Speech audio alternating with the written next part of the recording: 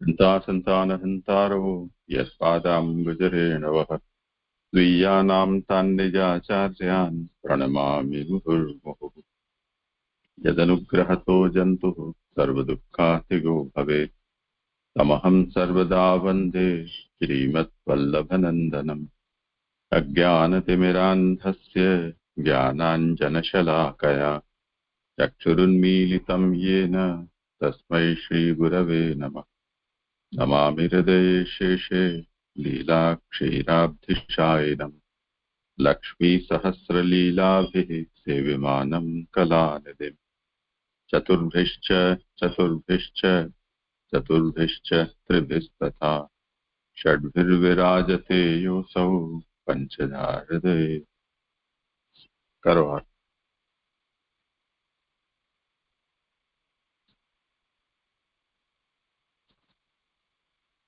हाँ जी दंडवत प्रणाम करो। हाँ, આનંદરૂપ હરિની લીલા એ શ્રી ભાગવત શાસ્ત્રનો અર્થ છે. આ હરિની લીલા 10 પ્રકારની હોવાનું શ્રી ભાગવતમાં જ કહેલું છે. આ 10 લીલાઓનું 3 થી 12 સુધીના 10 સ્કંદોમાં અનુક્રમે નિરૂપણ કરેલું છે. પહેલા સ્કંદમાં અધિકારનું અને બીજા સ્કંદમાં સાધનોનું નિરૂપણ કરેલું છે. સ્કંદ 3 સર્ગલીલા એમાં 33 અધ્યાય છે. તેમાં અધ્યાય 16 અનુક્રમણિકા પ્રમાણે જોઈએ તો ભગવદ વાક્ય વડે બ્રાહ્મણનું સાંત્વન અને જય વિજયના પતનથી ભગવદ વિભૂતિના આવેશનું નિરૂપણ. હવે પ્રકરણાર્થ જોઈએ તો 14 થી 19 સુધીના 6 અધ્યાયો મતાંતર ભાષાથી પ્રાપ્ત થયેલા હિરણ્યક્ષના વધના પ્રસંગમાં કહેલા છે. તેથી તેમાં શ્રી ભાગવતના અર્થથી વિરુદ્ધ હોય તેની ગણના ન કરવી. આ કથામાં એવો પ્રશ્ન થાય છે કે વૈકુંઠમાં ગયેલા જય વિજય ફરી સંસારમાં કેમ આવ્યા? પ્રકૃતિ સંસારમાં કેમ આવ્યા? તો કૃત્રિમ વૈકુંઠમાં ગયેલા હોવાથી તેઓ ફરી સંસારમાં આવ્યા એમ પણ કહેવાય નહીં, કારણ કે કૃત્રિમ વૈકુંઠમાં ગયેલાઓને પણ મુક્તિ જ પ્રાપ્ત થાય છે. જય અને વિજય વૈકુંઠમાં ગયેલા છતાં પણ શ્રી કૃષ્ણની ઈચ્છાથી તેમનો સંસારમાં જન્મ થયો. ભગવાનની આવી ઈચ્છા હોવાનું પ્રયોજન લોકને જણાવવાનું હતું કે વૈકુંઠથી ભ્રષ્ટ થયેલા સેવકોને પણ કેવું ફળ પ્રાપ્ત થાય છે. 3 લોકમાં હિરણ્યાક્ષ વગેરેને જે સુખ મળેલ તે ઇન્દ્ર વગેરેને પણ દુર્લભ છે. આવું સુખ વૈકુંઠથી ભ્રષ્ટ થયેલા જય તથા વિજયને પ્રાપ્ત થયું, છતાં તે પણ તેઓની તો મોટામાં મોટી આપત્તિ હતી. આ ઉપરથી વૈકુંઠમાં તેઓને કેવું સુખ થતું હશે તેનું અનુમાન કરવું. આથી એમ સિદ્ધ થાય છે કે મુક્ત જીવો ભગવાનની ઈચ્છાથી સંસારમાં આવે છે. ભગવાનની ઈચ્છા પણ ભગવદરૂપ હોવાથી તેમના સંસારનું આ 6 અધ્યાયથી વર્ણન કરેલું છે. સંસાર એટલે ઉત્પત્તિ અને મરણ. 6 પૈકી પહેલા 3 અધ્યાયથી જય અને વિજયની હિરણ્યાક્ષ અને હિરણ્યકશ્યપ તરીકે ઉત્પત્તિ અને પાછળના 3 અધ્યાયથી હિરણ્યાક્ષનું મરણ વર્ણવેલું છે. હવે અધ્યાર્થ જોઈએ તો 16મા અધ્યાયમાં જય અને વિજયનો દિતિના ગર્ભમાં પ્રવેશ કર્યાનું એટલે તેઓનો જન્મ થયાનું કહેલ છે. ભગવાનની વિભૂતિ રૂપ તેઓએ દિતિના ગર્ભમાં પ્રવેશ કર્યો. તેથી આ અધ્યાયમાં જણાવેલ વિષય પણ શ્રી કૃષ્ણની ઈચ્છાથી બનેલ ન હોય તો અયોગ્ય છે. આ અધ્યાયમાં મુનિઓના મનનો સંતોષ, પછી તે પ્રકારની તેઓની સ્તુતિ, શાપને સ્થિર કરવાનું અને પછી મુનિઓ પાછા ગયા એમ કહેલ છે. આ અધ્યાયમાં ભગવાન મોહ કરે તેવા વચનો સનક વગેરેને મોહ ઉત્પન્ન કરે છે. ભક્ત જય અને વિજય પ્રતિ બેદરકારી જણાવે છે. વળી વૈકુંઠમાં ગયેલા સંસારમાં પાછા આવે તે અશક્ય હોવા છતાં તે 2 વૈકુંઠમાંથી પડે છે. ભગવાન પ્રત્યે આ 2 ભક્તોને દ્વેષ થાય છે, કારણ કે દ્વેષ થયો ન હોય તો ભવિષ્યમાં તેઓને ભગવાન ઉપર દ્વેષ રાખવાની બુદ્ધિ ન થાય. જો ભગવાનની ઈચ્છાથી થયેલ ન હોય તો ભગવાન પ્રત્યે આ 2 ભક્તોને દ્વેષ થવો અશક્ય છે. તેથી ભક્તોની તે કૃતિ સત્ય છે, બ્રહ્મવાદીઓની વાણી સત્ય છે, ભગવાનનું મન સત્ય છે એવો અધ્યાયમાં નિર્ણય કરેલો છે. હવે શ્લોક શ્લોકની સંગતિ જોઈએ તો 15મા અધ્યાયમાં અર્ધ પ્રસન્ન થયેલા મુનિઓએ સ્તુતિ કરી. તે કહી મુનિઓએ ને પૂર્ણ સંતોષ થાય તે માટે ભગવાને બ્રાહ્મણોની સ્તુતિ કરી. એમાં પહેલા ભગવાને મુનિઓનું અભિનંદન કર્યું શ્લોક 1માં. શ્લોક 2માં સેવકનો અપરાધ હોવાનું દ્રઢ કર્યું કે મારી અવગણના કરીને તેઓએ તમારો ભારે અત્યાચાર કર્યો છે, તેથી આ બે ને શિક્ષા કરવી, એમ શ્લોક 3માં કહ્યું. શ્લોક 4 થી 11માં ભગવાન મોહ કરે તેવા વચનોથી સનક વગેરેને મોહ ઉત્પન્ન કરે છે. આ મોહના વર્ણનનો ચાલુ પ્રસંગમાં ઉપયોગ કહેતા કહે છે કે પોતાના પતિનો એટલે કે મારો સંકલ્પ ન જાણનાર આ બે તમારા અત્યાચારનું ફળ પ્રાપ્ત કરીને તરત જ ફરી મારી પાસે આવશે, તે મારો અનુગ્રહ છે, જેને લીધે બે ભક્તોનો પરદેશવાસ થોડા સમયમાં પૂરો થાય. તેથી શિક્ષા તો સહન કરવી જોઈએ. જો ન સહન કરે તો ભવિષ્યમાં તે ફળ પ્રાપ્ત ન થાય. એ પ્રમાણે ભગવાને શાપને સ્થિર કર્યો. શ્લોક 12માં કહ્યું, ભગવાન પ્રસન્ન થયા છે એમ જાણીને દુઃખથી મુક્ત થયેલા મુનિઓએ સારી રીતે ભગવાનની સ્તુતિ કરી. એમાં પ્રથમ 3 શ્લોક 13, 14, 15 થી તેઓનું એટલે કે મુનિઓનું દુઃખ દૂર થયું. પછી 16 થી 21 શ્લોકમાં વિરોધ દૂર કરતા સ્તુતિ કરી. પછી વિરોધ કહીને તેનું તાત્પર્ય કહેતા ધર્મનું રક્ષણ કરવા તે વચન કહેલું છે એવી કલ્પના કરીને ધર્મનું ભગવાને સદા રક્ષણ કરેલું હોવાથી તેનું કારણ જણાવવા ભગવાન સદા ધર્મનું રક્ષણ કરે છે, એમ શ્લોક 22માં કહ્યું. ઉલટું થતા એટલે ભગવાન ધર્મનું રક્ષણ ન કરે તો નડતર થાય, એટલે વેદ માર્ગના નાશ રૂપ નડતર થાય, એ શ્લોક 23માં કહ્યું. હવે શંકા થાય કે એમ હોય તો હું પક્ષપાત કરનાર હોવાથી બ્રહ્મ એટલે ભગવાન ન હોવું, તો 24મા શ્લોકમાં કહે છે કે સત્વના નિધિરૂપ લોકનું રક્ષણ કરવાની ઈચ્છા વાળા, પોતાની શક્તિઓથી શત્રુઓનો ઉદ્ધાર કરનાર, આપનું તે ન ઈચ્છેલા જેવું છે. અહો, વિશ્વનું પાલન કરનાર અધિપતિ નમન કરે એટલાથી ભગવાનના તેજની હાનિ થતી નથી. આપનો તો તે વિનોદ છે, એમ 24મા શ્લોકમાં કહ્યું. મુનિઓ વિનોદથી પૂર્ણ અંતઃકરણ વાળા થઈને ભગવાને જે દ્વારપાલોની સજા ચોક્કસ કરી તેનો પણ અભિપ્રાય ન જાણવાથી મુનિઓ પોતાનો અપરાધ દૂર કરવા કહે છે કે હે મોટા ઈશ, આપ આ બેને એટલે કે જય વિજયને સજા અથવા આજીવિકા કરો તે અમે શુદ્ધ ભાવથી સ્વીકારીએ છીએ, જે અમોએ બે નિરપરાધીઓને અપરાધી બનાવ્યા તે અમોને જે યોગ્ય હોય તે સજા આપ કરો, એમ શ્લોક 25માં મુનિઓ ભગવાનને કહે છે. હવે ભગવાને મુનિઓએ શાપ આપવાથી ભય પામેલા જાણીને ભગવાને પોતે શાપ આપેલ છે, એમ શ્લોક 26માં કહે છે. એ પ્રમાણે આવેલા મુનિઓના સર્વ દુઃખો દૂર કર્યાનું કહ્યું. તે બધા પોતપોતાના સ્થાને ગયા એમ કહેવા તેમાં પહેલા 27-28 શ્લોકમાં મુનિઓ પાછા ગયાનું કહે છે કે નયનોના આનંદના પાત્ર રૂપ વૈકુંઠના અને તેમના ધામ તથા પોતે પ્રભુરૂપ વૈકુંઠના દર્શન કરીને, ભગવાનની પરિક્રમા કરીને, ભગવાનને પ્રણામ કરીને અને ભગવાનની રજા લઈ આનંદ પામેલા તે મુનિઓ વિષ્ણુની સંપત્તિની પ્રશંસા કરતા પાછા ગયા. એમ કરેલું અને કરવાનું એવા પ્રમેયના ભેદથી યોગીઓ પાછા ગયાનું 27-28 શ્લોકમાં કહ્યું. હવે ભગવાન ત્યાંથી પધારી ગયા એમ કહેવા માટે ભગવાને તે બે સેવકોનું સમાધાન કર્યું, એટલે કે જય વિજયનું સમાધાન કર્યું કે તમે બે જાઓ, ભય ન રાખો, કલ્યાણ થાવો. હું બ્રહ્મ તેજને હણવા શક્તિવાળો હોવા છતાં તેમ કરવા ઈચ્છતો નથી, નિશ્ચય મને ઈષ્ટ છે, એમ કહ્યું. તો પ્રશ્ન થાય કે અત્યારે એમ કે બ્રાહ્મણોનો શાપનું શું ફળ?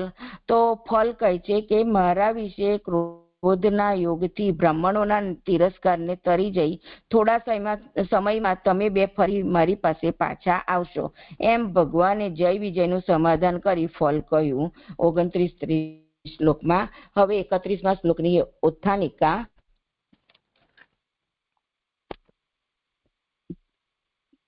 પેજ નંબર 104 પર છે કે 31મા શ્લોકની ઉત્થાનિકા. એ પ્રમાણે તેઓને દિલાસો આપીને ભગવાન યોગ્ય સ્થાને પધાર્યા એમ નીચેના શ્લોકમાં કહે છે. એટલે એ પ્રમાણે દિલાસો એટલે કે ભગવાને જય વિજયને કહ્યું કે તમે બે જાઓ, ભય ન રાખો, કલ્યાણ થાઓ, થોડા સમયમાં તમે બે ફરી પાછા આવશો, એવા ભગવાને દિલાસાના વચનો આપી અને ભગવાન યોગ્ય સ્થાને પધાર્યા એમ હવે અહીંયા કહી રહ્યા છે કે દ્વાસ્થાવાદિશ્ય ભગવાન વિમાન શ્રેણી ભૂષણમ સર્વ અતિશયા લક્ષ્મ્યા યુક્તમ સ્વમ ધિષ્ણયમ આવિશત. શ્લોકાર્થ. બે દ્વાર ઉપર રહેનારાઓને આજ્ઞા કરીને ભગવાને વિમાનોની પંક્તિઓના ભૂષણ રૂપ સર્વથી ઉત્તમ શોભાવાળા પોતાના સ્થાનમાં પ્રવેશ કર્યો. શ્રી સુબોધિનીજી. આજ્ઞા કરીને એ વચનને લીધે તેથી વિરુદ્ધ કરવાનું સંભવતું નથી. એટલે ભગવાને જય વિજયને આજ્ઞા કરી કે તમે બે જાઓ, એટલે એવા આજ્ઞાના વચનના લીધે જય વિજયને હવે એ ભગવાનના વચનથી વિરુદ્ધ કરવાનું કઈ સંભવતું જ નથી. ભગવાનને જ્ઞાની થઈ હશે એવી શંકા થાય, તેથી ભગવાને એમ કહેલું છે કારણ કે ઐશ્વર્ય, જ્ઞાન અને વૈરાગ્ય એ ભગવાનના ગુણો ગ્લાનીનો નાશ કરનાર છે.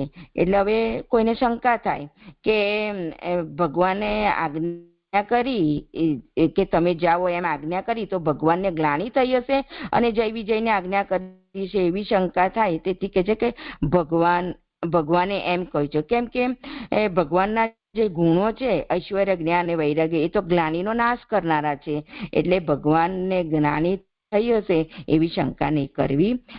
આગળ કહે છે કે આ બંને કાઢી મૂકેલા જો દુષ્ટ હોય તો બીજાઓ પણ તેવા હશે, તેથી તેમને પણ કાઢી મૂકવા જોઈએ અને બીજા બે દ્વારપાલો નીમવા જોઈએ.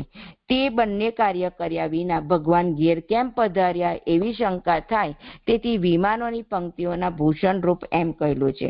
હવે ફરી શંકા થાય છે કે તે બેને કાઢી મૂકેલા, એટલે કે જય વિજયને એમ કે દુષ્ટ હતા અને કાઢી મૂકેલા, તો હવે બીજાઓ પણ એમ કે વૈકુંઠમાં તેવા દુષ્ટ હશે જ ને, અને એવા હોય તો એમને કાઢી મૂકવા જોઈએ અને બીજા દ્વારપાલોને નીમવા જોઈએ.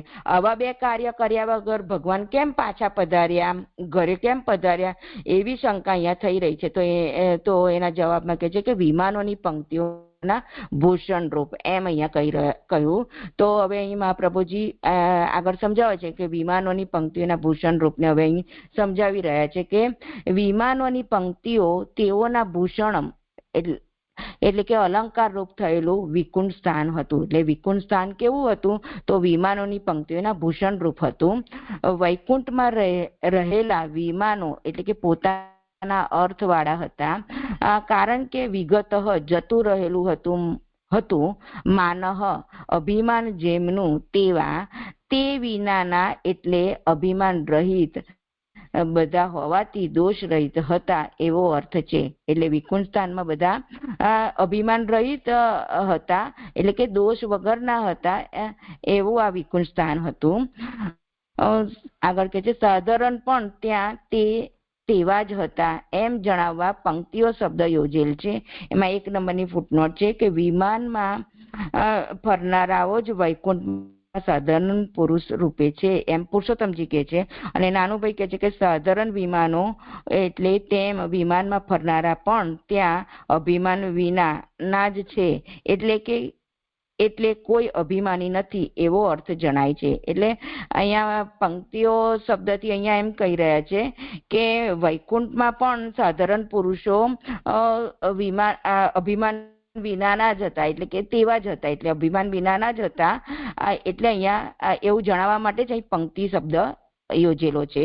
તેઓનું પણ ભૂષણ એટલે સંપૂર્ણ રીતે સર્વ દોષ વિનાનું વિકુંઠ સ્થાન છે એવો અર્થ છે. એટલે સાધારણ પુરુષોનું તેઓનું એટલે કે સાધારણ પુરુષોનું પણ આ વૈકુંઠ સ્થાન સંપૂર્ણ રીતે દોષ વગરનું છે. તેથી જ બીજા દ્વારપાલો નિમ્યા નહીં, એટલા માટે જ ભગવાને બીજા દ્વારપાલો નિમ્યા નહીં અને પોતાના ઘરે પધાર્યા.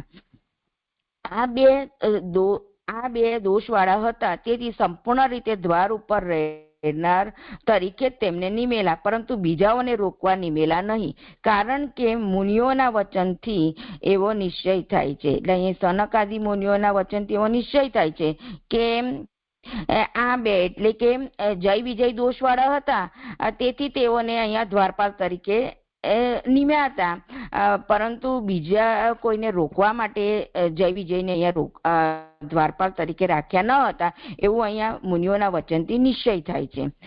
ફરીથી ભગવાને તે જ સ્થાનમાં જવાનું કારણ સર્વથી ઉત્તમ શોભાવાળા વિશેષણથી કહેલું છે. સર્વથી ઉત્તમ શોભાવાળું કારણ કે લક્ષ્મી માટે કરેલું હોવાથી લક્ષ્મીએ તેને સંપૂર્ણ રીતે શણગારેલું, તેથી તે સર્વથી ઉત્તમ શોભાવાળું છે. એટલે અહીં ફરીથી ભગવાન તે સ્થાનમાં ગયા, એટલે અહીંયા સર્વથી ઉત્તમ શોભાવાળા વિશેષણથી કહી રહ્યા છે કે ભગવાન ફરીથી તે સ્થાનમાં ગયા, એટલે કે એ જે સર્વથી ઉત્તમ શોભાવાળું સ્થાન છે એ ભગવાને લક્ષ્મીજી માટે બનાવેલું હતું, અને લક્ષ્મીજીએ તે સ્થાનને સંપૂર્ણ રીતે પોતે જ શણગારેલું હતું, તેથી ભગવાન સર્વથી ઉત્તમ શોભાવાળા સ્થાનમાં પાછા પધાર્યા. વળી તે સ્થાન પોતાના સ્વરૂપ રૂપ બનેલું છે, તેથી ભગવાન બીજે ન પધાર્યા. એટલે સર્વથી ઉત્તમ શોભાવાળું સ્થાન છે એ ભગવાને પોતે પોતાના સ્વરૂપ રૂપ બનાવેલું છે, તેથી જ એ ભગવાન બીજે કોઈ સ્થાને ન પધાર્યા, પરંતુ સર્વથી ઉત્તમ શોભાવાળા પોતાના સ્થાનમાં જ ભગવાને પ્રવેશ કર્યો. જે અહીંયા શ્લોક સંપન્ન થયો. અહીં વિચારણી હોય.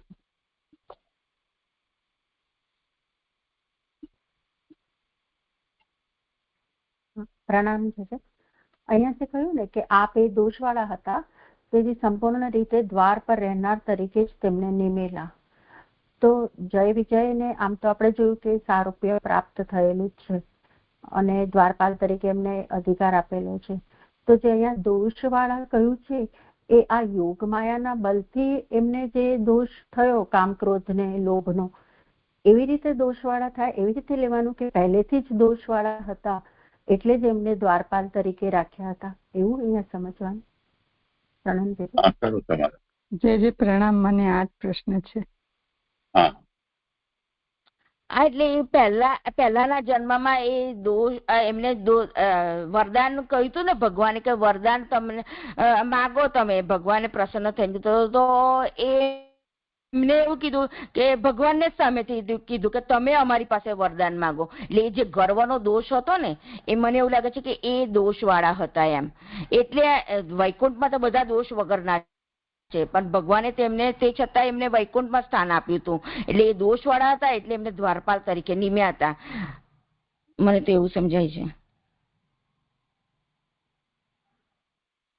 એટલે પહેલેથી જ દોષવાળા હતા. સનકાદિક આવ્યા એના પહેલાથી એમનામાં કામ ક્રોધ હતો, એવું સમજવાનું છે. હા, ગર્વનો દોષ હતો ને એમનામાં.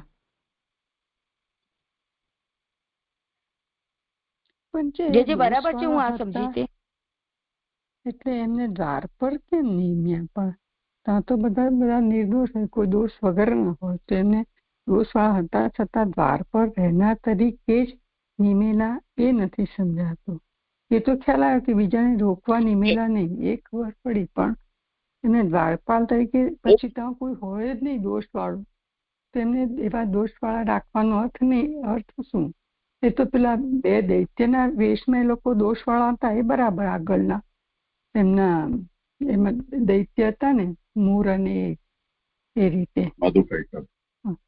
હા, જે નામ ભૂલી ગઈ, ક્ષમા. એ નથી સમજાતું. જે પ્રણામ.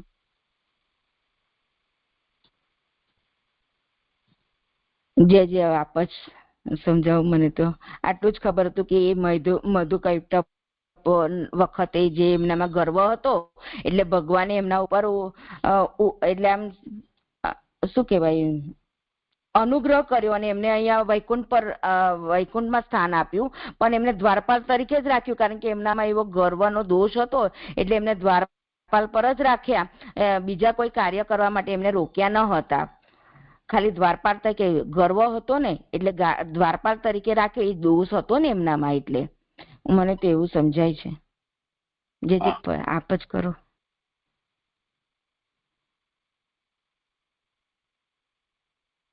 થયું સમાધાન? એ મૂળ આ જ પ્રશ્ન છે કે આ બધા જો નિર્દોષ જ હોય તો પછી એવા દોષ વાળા એ મધુ કૈટભને રાખવાના વાર્તા બીજા પણ દ્વારપાલ તો પછી એવું સમજી શકાય કે બીજાઓમાં પણ કંઈક ને કંઈક દોષ હશે જ, બીજા બધા દ્વારપાલોમાં પણ. જયારે આ બે દ્વારપાલને આવા દોષ વાળા હતા, જેમ થતા નિમ્યા એમને દ્વારપાલ તરીકે, તો બીજા બધામાં પણ કે એકલા અમને જે રીતે રાખ્યા એ નથી સમજાતું છે. પ્રણામ.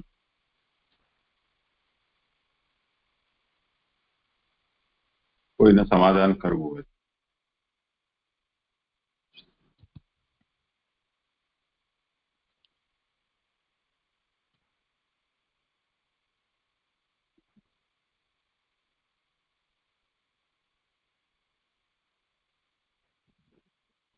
હા જી દંડવત પ્રણામ. જે મને અહીંયા એવું સમજાયું કે નીલમબેનનો પ્રશ્ન એ રીતનો છે કે પેલા પ્રશ્ન હું સાચો કે ખોટો સમજી એ રીતે કહું છું કે વૈકુંઠમાં આવા જીવોને આવવાની શું જરૂર, મૂકવાની શું જરૂર, એવી રીતનો એમનો પ્રશ્ન છે. તો એના જવાબમાં એવું મને લાગે છે કે પ્રભુને આગળ લીલા કરવી છે. જો બીજા કોઈ દ્વારપાલો તો દોષવાળા નથી, કોઈ ત્યાં તો દોષ વાળી કોઈ વસ્તુ જ નથી. તો પછી એમને એમની નિવૃત્તિ પછી એમને કોઈ દ્વારપાલને રાખ્યા જ નથી, એટલે ત્યાં તો દ્વારપાલની આવશ્યકતા જ નથી. પરંતુ બીજી લીલા પ્રભુને કરવી છે ભૂતલ ઉપર, એટલા માટે આ રીતનો જય વિજયને અને સનકાદી વચ્ચેનો સંવાદ કરાવે એવું જે મને સમજાય. પ્રણામ જીજી.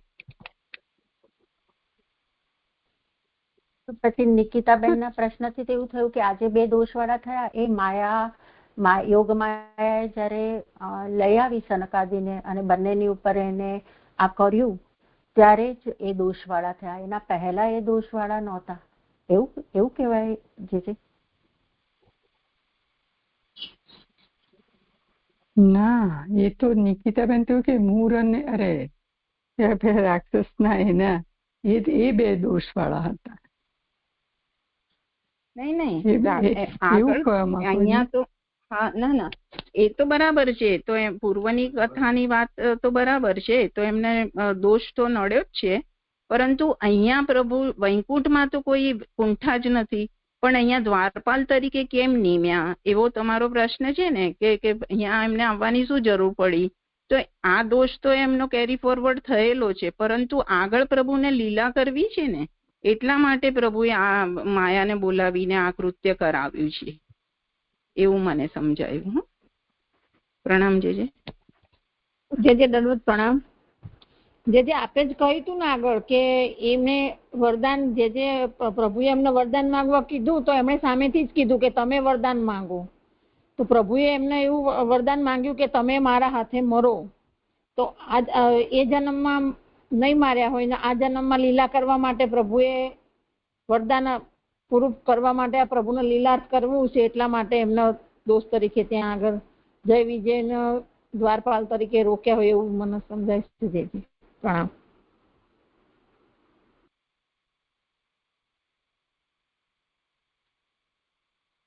પૂર્ણિમાબેન કંઈક કહો છો?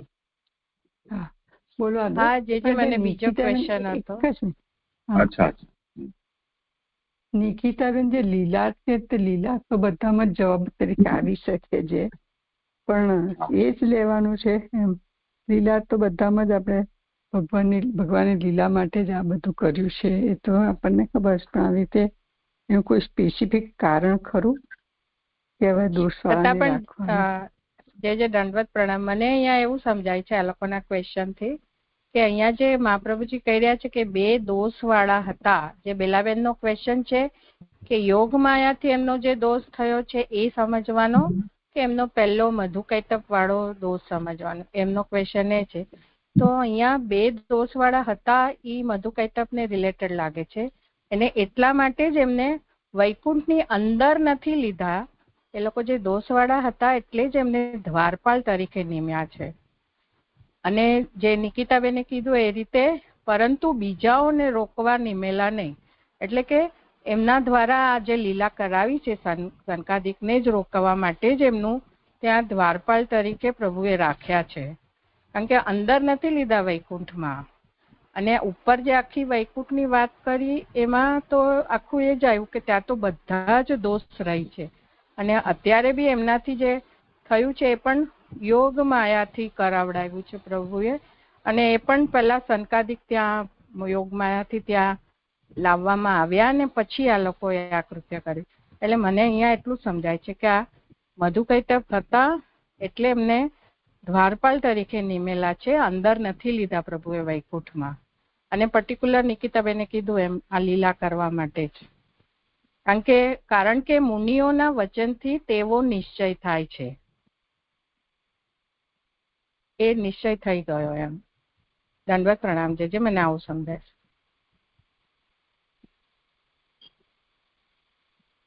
એટલે કુલ મિલાવીને આનો સારે છે. આ વિષય બીજા શ્લોકમાં આવ્યો હતો, જ્યાં એ વિષય આવ્યો કે સૌ પાર્ષદો મહ્યમ જયો વિજય એવ છે.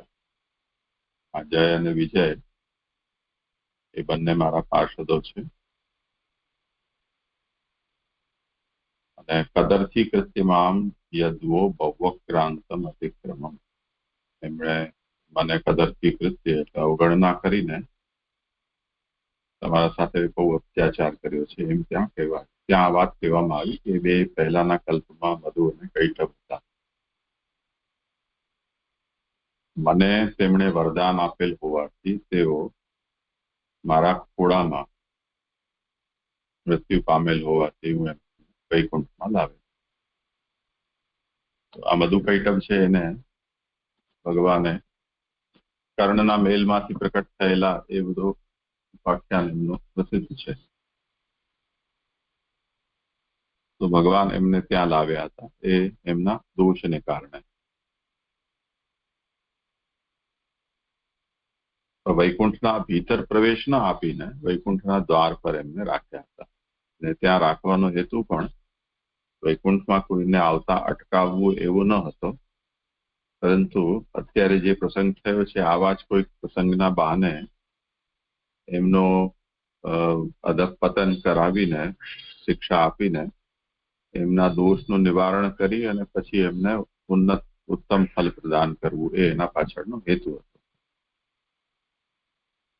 એ કારણે અહીંયા કોઈને અટકાવવા માટે વૈકુંઠમાં દ્વારપાલની વસ્તુતઃ આવશ્યકતા છે જ નહીં, કેમ કે ત્યાં પ્રવેશ માટેનો જે યોગ્યતા છે એ વૈમાનિકોની છે.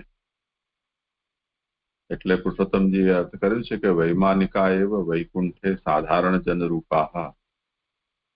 ને વૈમાનિકનો અર્થ વિમાન એટલે જેમની અંદર અભિમાન નથી, જતું રહ્યું છે તે વિમાન.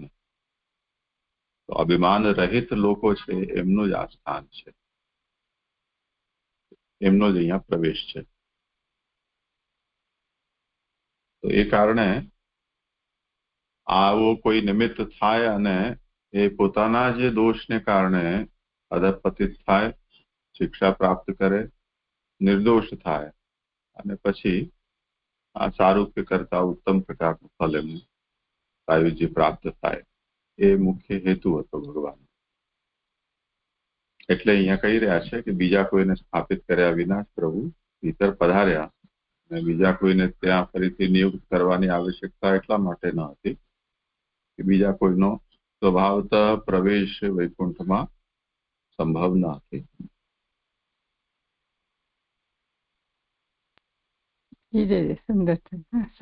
પ્રણામ.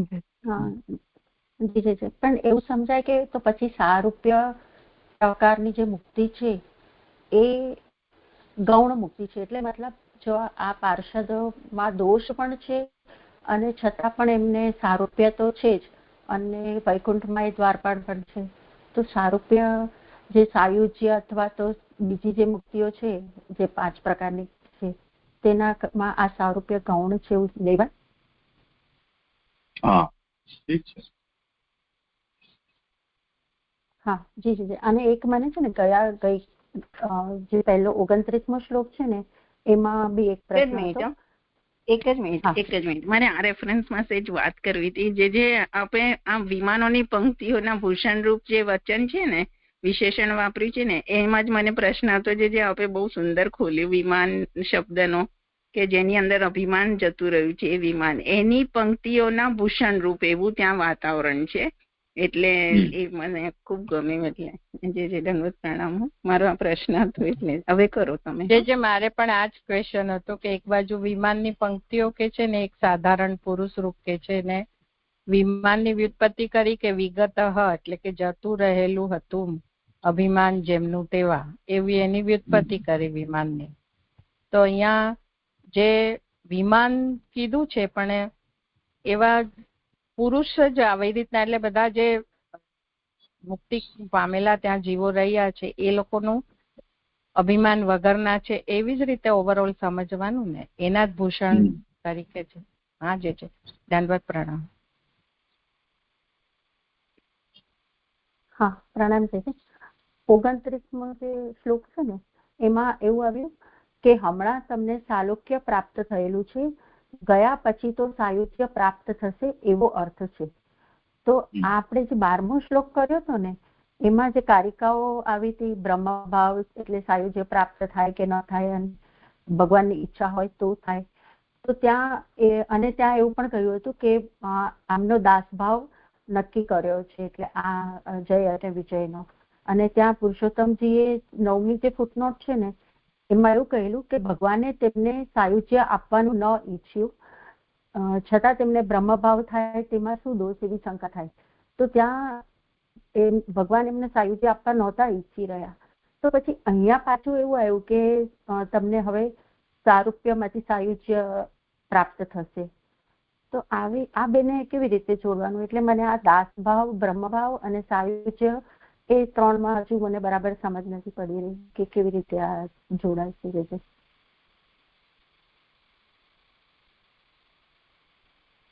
સારો સમાધાન. જેમના શ્લોક આ હતા એમને પણ કંઈ કહેવું હોય તો.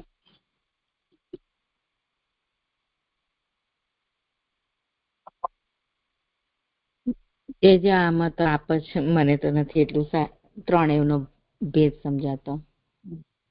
12મો શ્લોક જેમનો હોય એમને આ શ્લોકમાં જે કહેવું.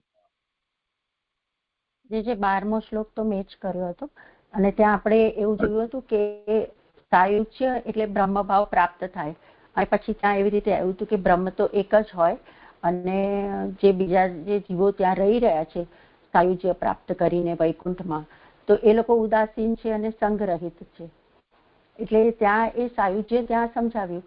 પણ ત્યાં પછી એવું જે પુરુષોત્તમજીએ કહ્યું છે ને શંકામાં કે ભગવાને તેમને સાયુજ્ય આપવાનું ન ઈચ્છ્યું, તો પછી અહીંયા પાછું અહીંયા સાયુજ્ય આપી રહ્યા છે, તો એ કેવી રીતે લેવાશે? અને ત્યાં મહાપ્રભુજીએ પણ એવું નક્કી ત્યાં કહ્યું હતું કે તેથી દાસભાવ સિવાય બીજું કોઈએ પણ ઈચ્છવા યોગ્ય નથી, તેથી ભગવાન જીવોના પતિ છે એવો નિશ્ચય છે.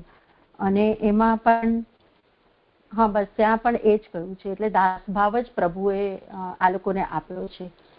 તો દાસભાવ એટલે સાયુજ્યમાં પણ દાસભાવ છે, અને હવે એ વૈકુંઠની ભીતર રહેશે અને બ્રહ્મભાવ પણ એમને પ્રાપ્ત થઈ જશે, એવું સમજવાનું. એટલે હવે એમની આ ઉન્નતિ થઈ છે કે સારૂપ્યમાંથી સાયુજ્ય પ્રાપ્ત થશે અને બ્રહ્મભાવ પ્રાપ્ત થશે, અને કારણ કે વૈકુંઠ લોકમાં રહેશે તો એમને દાસભાવ તો પ્રાપ્ત થશે જ, એવું સમજવાનું છે. તો એ તો સ્પષ્ટ જ વસ્તુ છે ને. અત્યારે સારૂપ્ય છે, હવે પછી એને સાયુજ્ય આપશે નિર્દોષ કરી. એટલે મૂળમાં જે વાત કહી છે ને કે આ બંને જણા એમના પતિ એટલે કે ભગવાનનો સંકલ્પ ન જાણતા તમારા અત્યાચારનું ફલ પ્રાપ્ત કરીને મારી પાસે આવશે, એ મારો અનુગ્રહ છે, જેને લીધે એ ભક્તોનો પરદેશવાસ થોડા સમયમાં પૂરો થાય. એ મુખ્ય જ ભગવાને મુનિઓને એ રીતે આશ્વસ્ત કર્યા કે આ શાપ તમારો એમને માટે વરદાન છે, તમારે એનો ખેદ નહીં કરવો જોઈએ. એ વરદાન કઈ રીતે છે? તો અત્યારે જે સારૂપ્ય છે એના કરતા ઉત્તમ સાયુજ્ય ફલ એમને પ્રાપ્ત થશે.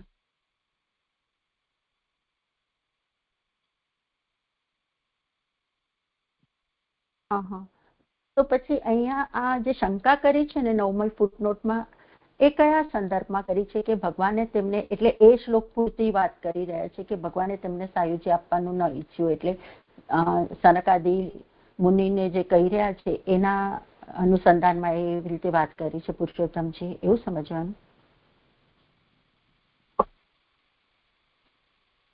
એ તો બધી કારિકાઓને ફરીથી લેશો તો જ સ્પષ્ટ થશે. એક શંકાથી ત્યાંની એ તો આ અંશની ઉત્થાનિકા માત્ર છે.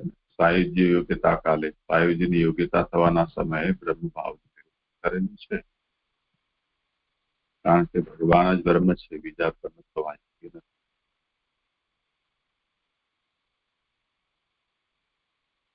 કારિકા ફરીથી પાછી લો બધી તો સ્પષ્ટ થશે. જે દંડવત પ્રણામ. અહીંયા એવું સમજી શકાય કે જે આમનો બેલાબેનનો ક્વેશ્ચન છે, તો સાયુજ્યની યોગ્યતા થવાના સમયે જ બ્રહ્મભાવનું નિરૂપણ, એટલે એમને અત્યારે એમને સારૂપ્ય ને સાલોક્ય આપી દીધું છે, પણ સાયુજ્ય આગળ જઈને આપવાનું છે, અને સાયુજ્ય થાય ત્યારે જ બ્રહ્મભાવ થતો હોય છે. એટલે તો એમને શંકાદિકને રોકી શક્યા. જો બ્રહ્મભાવ બી આપી દીધો હોત સારૂપ્ય ને સાલોક્ય સાથે, તો આ લીલા જ નહીં થશે, એવું સમજી શકાય છે. સુબોધનીજીના અંતમાં મૂળ શ્લોકમાં જે વાત કહી છે કે મારી પાસે તમે પાછા આવશો, તો એ શબ્દથી ભગવાને એમને એમ સૂચિત કર્યું છે કે હવે તમે પાછા આવશો તે વખતે તમને દાસ ભાવ પ્રાપ્ત થશે. અત્યારે અધિકારી જેવો એમનો ભાવ છે, એના સ્થાને હવે એમને દાસ ભાવ પ્રાપ્ત થશે. હવે ત્યાં એ પ્રશ્ન થયો કે ભગવાન પોતે જ શાપને વગર ભોગાવીએ દૂર કરી શકે એવા છે, તો ભગવાને એવું કેમ ન કર્યું? તો શાપ દૂર કરવા શક્તિવાળા ભગવાને શાપ સ્થિર કરવાનું, એટલે સૌથી પહેલા તો એ શાપ એમને લાગે, એ ભોગવે એવું, અને વળી પોતાનું દાસપણું પ્રાપ્ત થાય તેવા અનુગ્રહ માટે મુનિઓની પ્રાર્થના કરવાનું શું કારણ? એવી શંકા થાય એટલે ભગવાન વિચારેલો અર્થ આ કારિકાઓથી કહે છે કે ભગવાને વિચારેલો અર્થ, ભગવાનના મનમાં શું ચાલી રહ્યું છે એ અહીંયા કહેવાય છે. એમાં જીવો એક પછી એક સરસાઈ કરાવનારી 3 સ્થિતિઓ બતાવી છે. જીવો સ્વભાવથી ભગવાનના દાસ છે, તેથી દેહ ભાવ સર્વથી હલકો છે, બ્રહ્મ ભાવ ઉત્તમ છે. લોકો તેમના સ્વભાવથી રહે છે, એટલે પહેલા દેહ ભાવ, પછી જીવ ભાવ અને પછી બ્રહ્મ ભાવ, આમ ઉત્તરોત્તર 3 સ્થિતિ થઈ.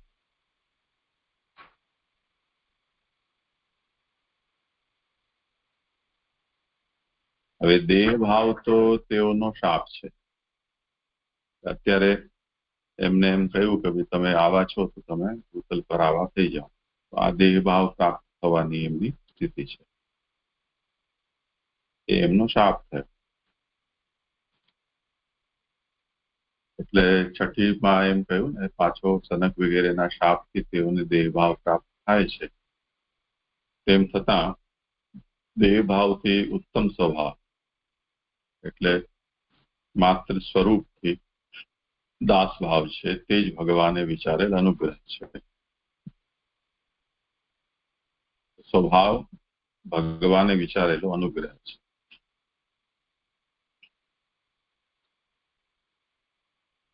હવે બ્રહ્મભાવ સાયુજ્ય પ્રાપ્ત થાય ત્યારે થાય, નહીં તો ન થાય. બ્રહ્મભાવની પ્રાપ્તિ સાયુજ્ય પર જ સંભવ છે. એના માટે કહ્યું કે માત્ર સ્વરૂપથી દાસ ભાવમાં દેહ ભાવ પણ હોવાથી તે ઉપયોગી નથી. બ્રહ્મભાવ સાથે દાસ ભાવ હોવાની જરૂર હોવાથી તે કેમ ભગવાને ભક્તો માટે ન માગ્યો એવી શંકા થાય, તેથી આ વાત કહી છે. એટલે જેમ સ્વરૂપથી દાસ ભાવમાં દેહ ભાવ પણ ઉપયોગી છે.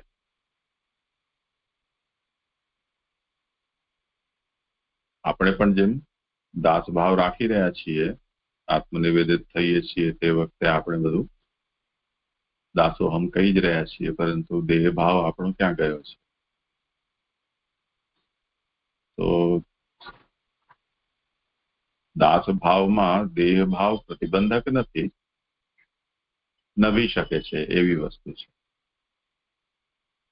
પણ યદિ બ્રહ્મ ભાવ રહિત યદિ છે દાસ ભાવ, તો એ દાસ ભાવ ક્યારે ને ક્યારે કોઈ જાતની સમસ્યાને પેદા કરે એવી સંભવ છે, જે આ જય વિજયના પ્રસંગ જોવા મળે. તેથી સાયુજ્યની યોગ્યતા થવાના સમયે બ્રહ્મ ભાવનું નિરૂપણ કરેલું છે. એના માટે આ વાત કહી કે યોગ્યતાનો મતલબ સાયુજ્ય પ્રાપ્ત થવામાં કઈ અડચણરૂપ ન હોય તે. અત્યારે જેમ જય વિજય દ્વારપાલ છે, તો દાસ તો છે જ, દાસ કર્મ પણ કરી જ રહ્યા છે, પરંતુ દેહ ભાવ સહિત હોવાને કારણે એમાં અડચણ આવી જઈ રહી છે. તો હવે પછી જો ઉત્તમ ફલ પ્રાપ્ત કરાવવાનું છે, એમાં અડચણ કોઈ બીજી પછી ઉત્તમ ન પેદા થાય, તે માટે ઉત્તમ સાયુજ્યની અવસ્થા સંભવે તે પહેલાના સમયમાં જ આ કહેલી છે. ભગવાનની ઈચ્છા જય તથા વિજયને તે આપવાની ન હતી, તેથી તે ન માગ્યું. અહીંયા જે ભગવાને માગી રહ્યા છે, અહીંયા આ જે શ્લોક છે ત્યાંથી થયા.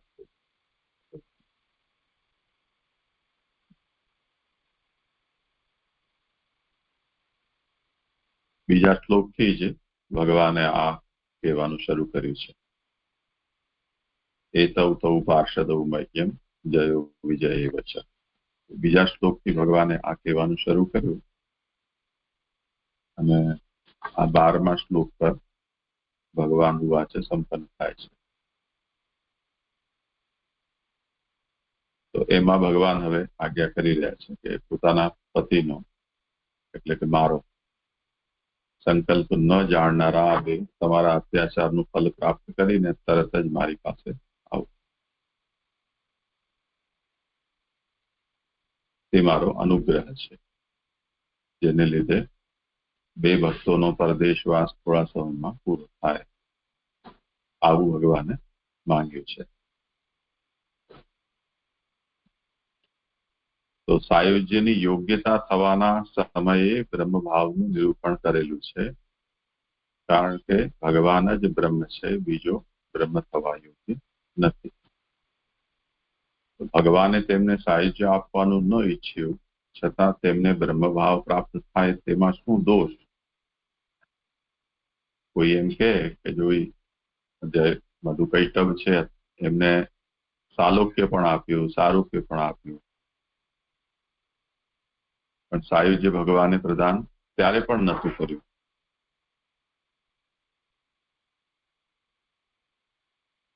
તો એમાં શું દોષ? એ કહી રહ્યા છે કે ભગવાને તેમને સાયુજ્ય આપવાનું ન ઈચ્છ્યું, છતાં તેમને બ્રહ્મભાવ પ્રાપ્ત થાય તેમાં શું દોષ? તો કહી રહ્યા છે કે સાયુજ્યની યોગ્યતા થવાના સમયે બ્રહ્મભાવનું નિરૂપણ કરેલ છે, કારણ કે ભગવાન જ બ્રહ્મ છે, બીજો બ્રહ્મ થવા યોગ્ય નથી. એટલે જો સાયુજ્ય પ્રાપ્ત થાય છે, તે અવસ્થામાં બ્રહ્મભાવ રહિત સાયુજ્ય સંભવ નથી, એ અનિવાર્ય છે. એટલા માટે અહીંયા ભગવાને આ વાત કહી છે કે સાયુજ્યની યોગ્યતા થવાના સમયે બ્રહ્મભાવનું નિરૂપણ કરેલું છે.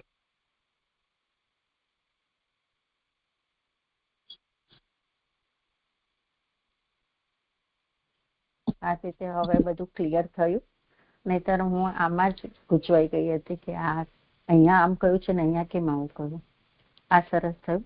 અને હવે મને એક આ પ્રશ્ન હતો કે અહીંયા જે કહ્યું છે ને કે આદિદૈવિક બ્રહ્મતેજ અને આદિભૌતિક બ્રહ્મતેજ એ સમજાયું. પછી એ જ શ્લોકમાં નીચેથી ચોથી લાઈન છે કે કારણ કે તેથી બ્રહ્મતેજને હળવા શક્તિવાળો હોવા છતાં હું તેમ કરવા ઈચ્છતો નથી, કારણ કે તે સૃષ્ટિ માટે ઉપયોગી છે. એટલે અહીંયા જે સૃષ્ટિ માટે ઉપયોગી છે એ જે આ પ્રભુએ વરાહ અવતાર ધારણ કર્યો છે કર્મ યજ્ઞો થાય એના માટે, એવી રીતે એ સૃષ્ટિ માટે ઉપયોગી છે. એવી રીતે લેવાનું કે આ દૈત્યોની સૃષ્ટિ થાય એના માટે ઉપયોગી છે કે પછી બંને માટે? આ મને થોડું ક્લિયર કરવું હતું. કઈ જગ્યાએ છે? 29મા શ્લોકમાં છે અને એમાં નીચેથી ચોથી લાઈનમાં છે.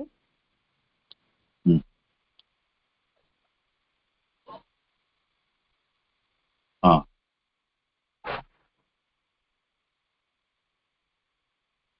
ત્યાં જે કહ્યું છે ને કે બ્રહ્મતેજને હળવા શક્તિવાળો હોવા છતાં હું તેમ કરવા ઈચ્છતો નથી, કારણ કે તે સૃષ્ટિ માટે ઉપયોગી છે. તો આ સૃષ્ટિ માટે એટલે દૈત્યની સૃષ્ટિ માટે ઉપયોગી છે એવું કહી રહ્યા છે ભગવાન, કે પછી પોતે જે વરાહ અવતાર લઈને યજ્ઞ રૂપ કર્મનું જે કે બંને માટે લેવાશે એ મને પૂછવું હતું. મને તો એમ લાગે છે કે આ બ્રહ્મતેજનો મતલબ સનકાદિકનો શાપ જે છે એ બ્રહ્મતેજ શબ્દથી કહેવાઈ રહ્યા છે. એટલે બ્રહ્મતેજના જગ્યાએ આપણે એમ શબ્દ વાપરીએ કે આ શાપનું નિવારણ કરવા હું સમર્થ છું, તેમ છતાં પણ એ શાપનું નિવારણ હું કેમ નથી કરી રહ્યો?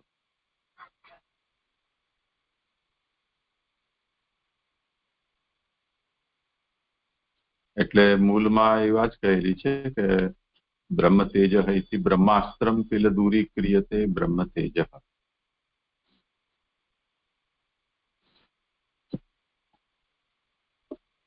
इदं तु आदिभौतिकम् अतः समर्थोऽपि ब्रह्मतेजो हन्तुं न इच्छेत् सृष्ट्योपयुक्त्वा.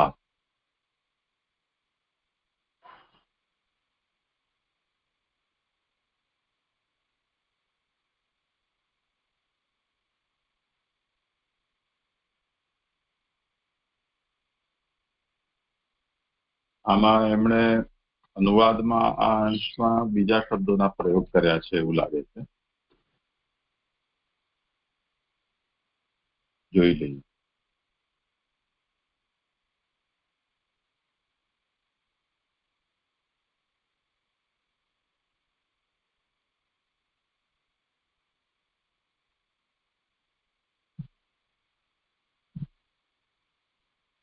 મૂળમાં બ્રહ્મતેજ સમર્થોપી હંતુમ નેચ્છે મતમ નુમે. બ્રહ્મતેજને દૂર કરવા શક્તિવાન છું, તેમ છતાં હું એવું નથી ઈચ્છતો, એ મને ઇષ્ટ છે એમ કહ્યું. ત્યાં બ્રહ્મતેજ એ શબ્દનો અર્થ આચાર્યચરણ કરી રહ્યા છે કે બ્રહ્માસ્ત્રમ. બ્રહ્માસ્ત્રમ કિલ દૂરી ક્રિયતે બ્રહ્મતેજ. અહીંયા બ્રહ્માસ્ત્ર શબ્દ એમણે નથી લીધો.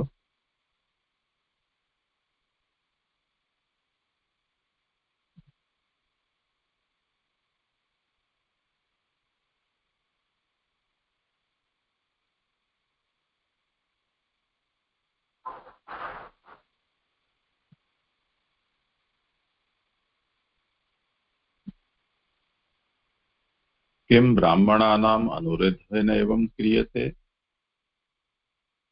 બ્રાહ્મણોના અનાદરને લીધે ભગવાન એમ કરે છે? તો ન, એવું નથી. इति आह બ્રહ્મતેજ સમર્થોપી અંતુમ નેચ્છે મતમ નુમે. બ્રહ્મતેજને હળવા શક્તિમાન હોવા છતાં હું એવું કરવા નથી ઈચ્છતો. બ્રહ્માસ્ત્રમ કિલ દૂરી ક્રિયતે બ્રહ્મતેજ.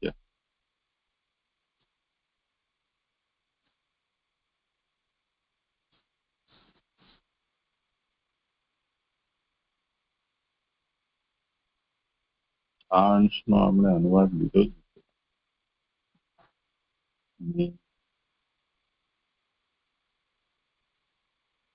તો બ્રહ્માસ્ત્રનો અર્થ એમણે આદિદૈવિક બ્રહ્મ તેજ રૂપ બ્રાહ્મણને તે બ્રહ્માસ્ત્ર એક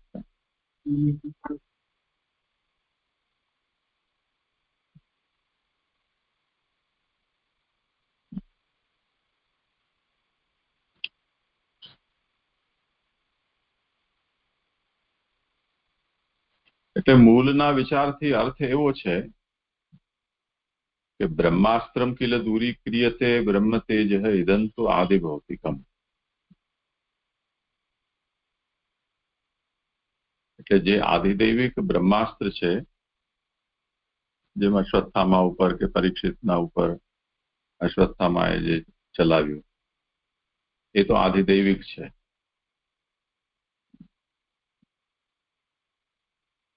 એને પણ ભગવાન દૂર કરે છે. ઇદંતુ આદિ ભૌતિકમ. આ તો જે કહેલું છે એ આદિ ભૌતિક છે એટલે શાપ. અતઃ સમર્થોપી બ્રહ્મ તેજો હંતુમ ન ઈચ્છે. તેથી ભગવાનમાં આને દૂર કરવાનું સામર્થ્ય છે જ, તેમ છતાં પણ ભગવાને એને દૂર કરવાની ઈચ્છા ન કરી. એનું કારણ કે સૃષ્ટિ ઉપયોગી આ છે. સૃષ્ટિ ઉપયોગીનો અર્થ બે રીતે છે. એક તો આપણે જેમ શરૂઆતમાં જોયું હતું કે યોગમાયા એમ ઈચ્છતી હતી કે ભગવાનની આજ્ઞાથી પ્રકટ કરેલી સૃષ્ટિ ભગવાન પોતે પધારીને જુએ, પરંતુ એ પ્રકારની વિનંતી કરવાનું યોગમાયાનો સામર્થ્ય ન હતું, એટલે એણે આ યુક્તિ કરી છે. તો એ અર્થમાં સૃષ્ટિ ઉપયોગીનો મતલબ ભગવાન દ્વારા સૃષ્ટિનું દર્શન કરવામાં ઉપયોગી. એક અર્થ એનો એવી રીતે લઈ શકાય.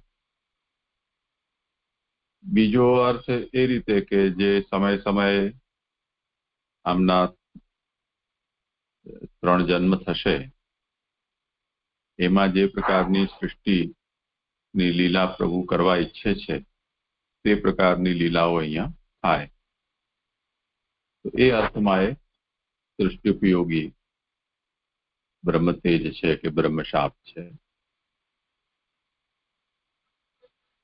એક એનો અર્થ આ રીતે લઈ શકાય. આની કોઈ વ્યાખ્યા નથી એટલે બહુ સ્પષ્ટ રૂપથી નથી કહી શકતા કે શું અભિપ્રાય આચાર્ય ચરણનો હોઈ શકે. અત્યારે આવું સમજમાં આવે છે. હા, જી જી જી, હા, સરસ. એટલે યોગમાયાનું તો ધ્યાનમાં જ નહોતું આવ્યું, પણ હવે સરસ થયું.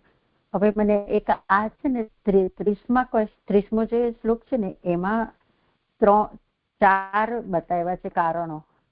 પહેલું એમાં વચ્ચે આવે છે કે આ પ્રસંગમાં શાપનું કારણ ક્રોધ છે અને ક્રોધથી જય વિજયનું સ્મરણ થશે, અને પછી એટલે એમનો જે પહેલો અવતાર થયો હિરણ્યાક્ષ અને હિરણ્યકશિપુનો, તો એમાં એ ક્રોધનું થયું.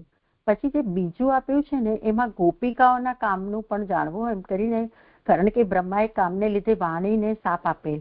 તો અહીંયા આને અને રાવણ અને એને કેવી રીતે આની સાથે જોડાશે? કારણ કે પાછું ત્રીજું જોડાય છે કે ભયને લીધે શુક્રાચાર્ય કાલનેમી વગેરેને શાપ આપેલો. તો ત્યાં કાલનેમી એટલે કંસનું જે કહેવાય છે એ, તો ત્યાં એ કંસને હંમેશા સતત ભય રહ્યો હતો. તો આ પહેલો અને ત્રીજો જોડાય છે એમના અવતાર સાથે, પણ આ બીજું જે કામનું કહ્યું છે ને, તો એ જોડવું જરૂરી છે કે પછી ખાલી અહીંયા જણાવ્યું જ છે? આ મને બીજું નથી સમજાતું. પ્રણામ જીજુ. હા, ખરો સમજ.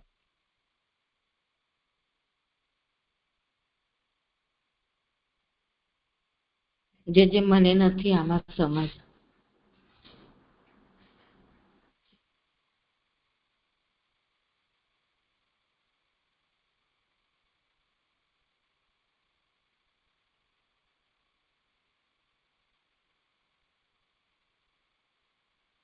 એ શ્રુતિરૂપા ગોપીજનો છે ને, એટલે આ બ્રહ્માથી જે શબ્દ થયેલી છે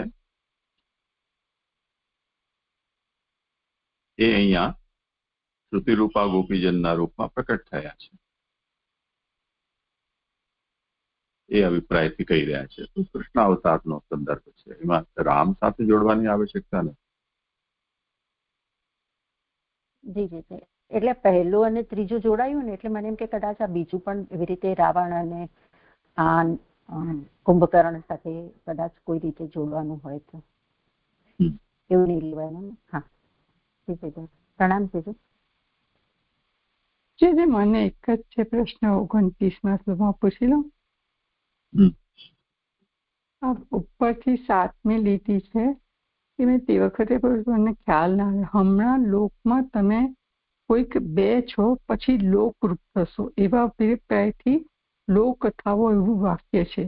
હવે લોક થાવો એમાં એવું કીધું છે કે શ્લોક 30ના સંબંધમાં કહેલું છે, પણ એ શ્લોક 30માં એવું કંઈ જણાતું નથી. એટલે લોક થાવો એટલે શું કહેવા માંગે છે ભગવાનના જય વિજયને? એ જ વિકુંઠ થઈ જશો, એટલે જેમાં કુંઠા નથી રહી જતી તે પ્રકારના તમે થશો. ઓકે. એટલે જે દોષોને કારણે અત્યારે તમને આ અવસ્થા ભોગવવી પડી રહી છે એ બધા દોષોથી મુક્ત થશો. હા જી. પ્રણામ જી.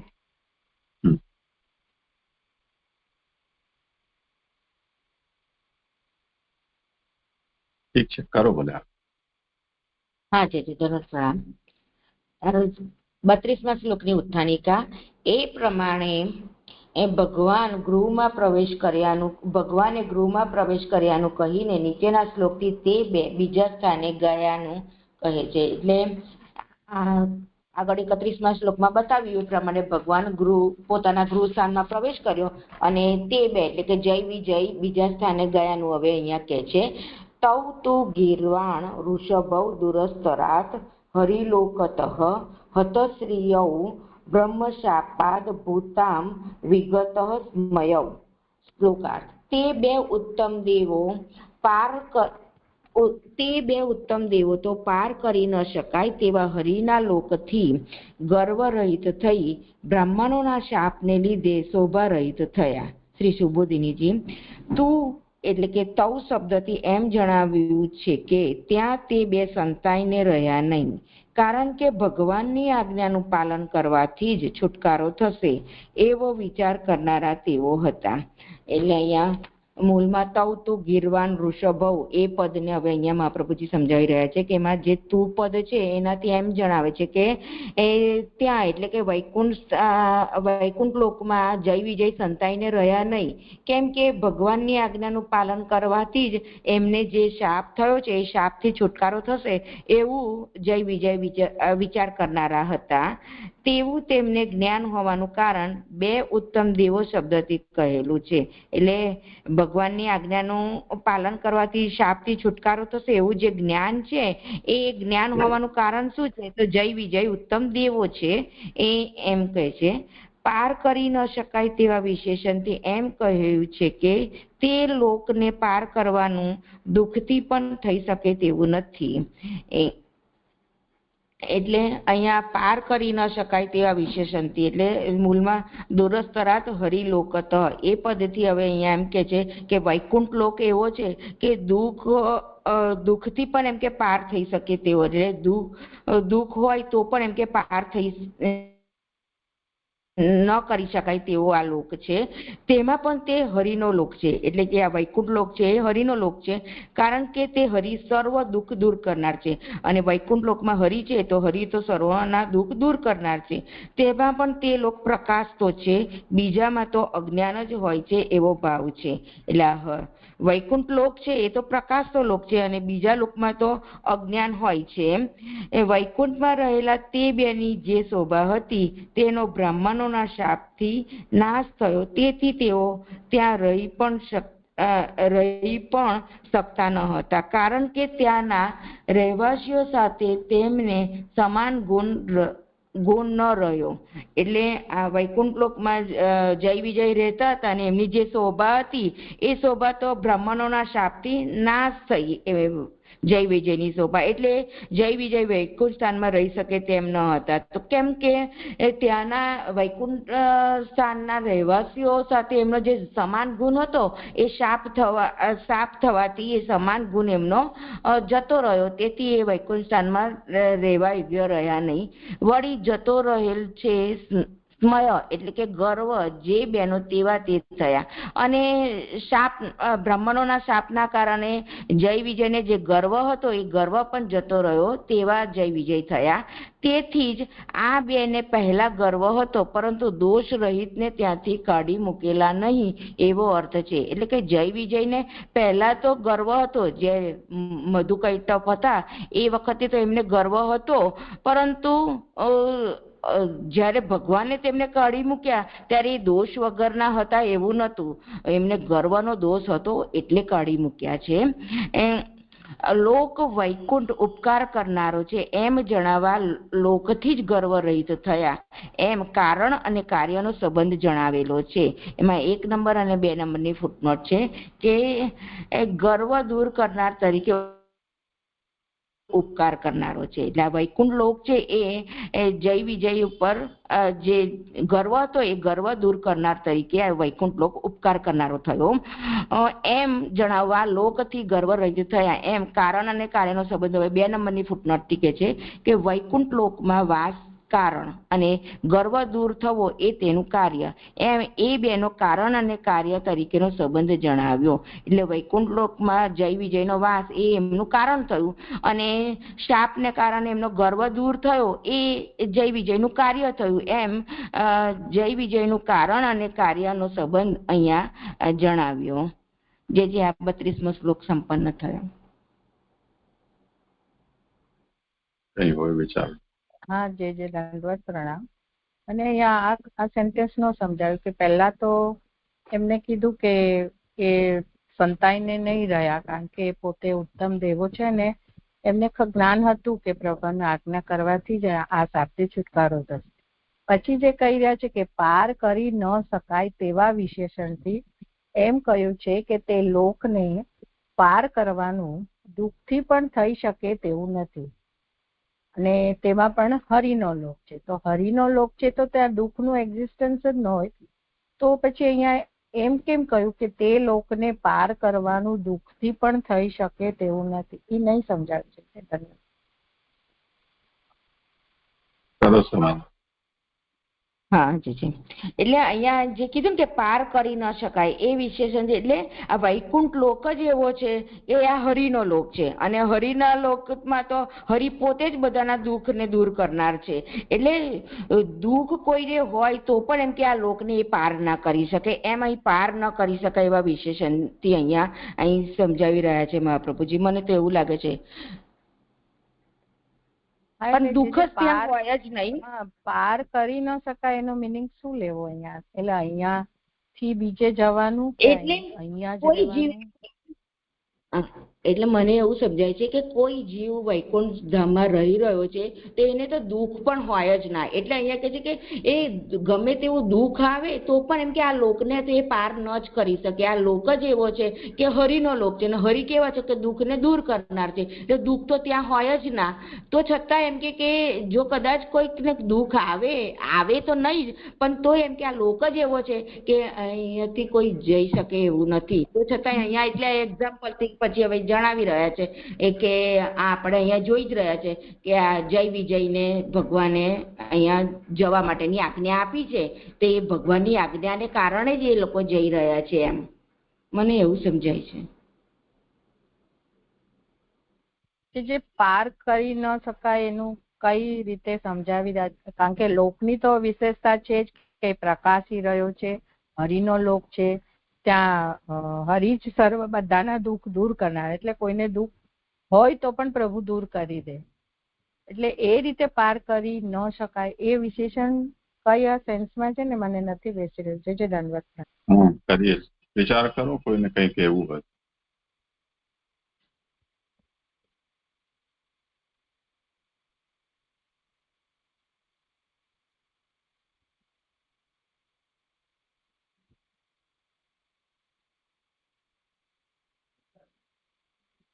પ્રણામ છે. એવું સમજી શકાય કે બીજા બધા લોકોને તો પાર કરીને આપણે આગળ વધી શકાય, પણ વૈકુંઠ લોક તો સર્વોચ્ચ છે, એટલે એને પાર કરીને કશું આગળ જવાય એવું છે જ નહીં. એટલે બીજા બધા લોકોને કોઈ પણ સાધના કે કોઈ દુઃખ, સાધના રૂપી દુઃખ એટલે કોઈ એવું તપસ્યા કે કશું બી કરીને પાર કરી શકાય, પણ આ લોકને તો પાર કરી શકાય એવું જ નથી, એટલે એની આગળ કશું છે જ નહીં. એવી રીતે આ સમજી શકાય છે. પ્રણામ છે.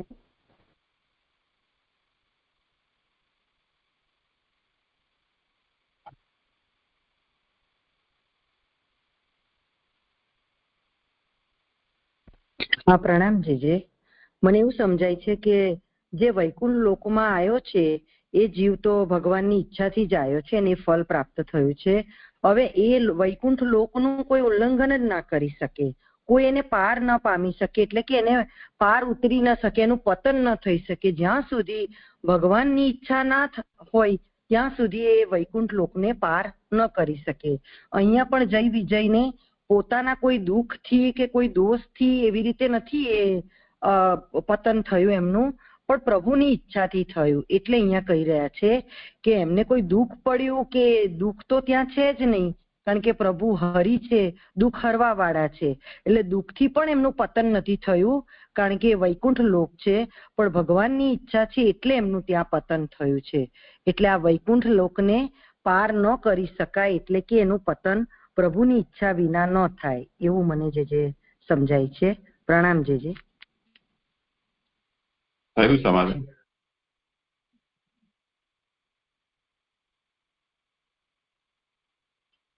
સમાધાન થયું તમારું?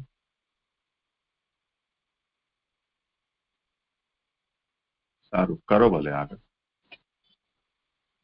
હા જી. હવે આગળ 33મા શ્લોકની ઉત્થાનિકા. એમ તે લોકથી થયેલો લાભ પ્રાપ્ત કરી તે બે ગયા, એમ નીચેના શ્લોકમાં કહે છે. એટલે તે લોકથી લાભ પ્રાપ્ત કરી કે જે જય વિજયને ગર્વ હતો એ ગર્વ મુનિઓના શાપથી દૂર થયો, એ એમને લાભ પ્રાપ્ત કરી અને તે બે એટલે કે જય વિજય ગયા. એ હવે અહીંયા કહી રહ્યા છે કે તદા વૈકુંઠ ધીષ્ણાત તયોર નિરપત માનયો હાહાકારો મહાન આસીત વિમાન અગ્રેશુ પુત્રિકા. શ્લોકાર્થ. હે પુત્રો, તે બે વૈકુંઠ સ્થાનમાંથી પડતા હતા ત્યારે ઉત્તમ વિમાનોમાં ભારે હાહાકાર થયો.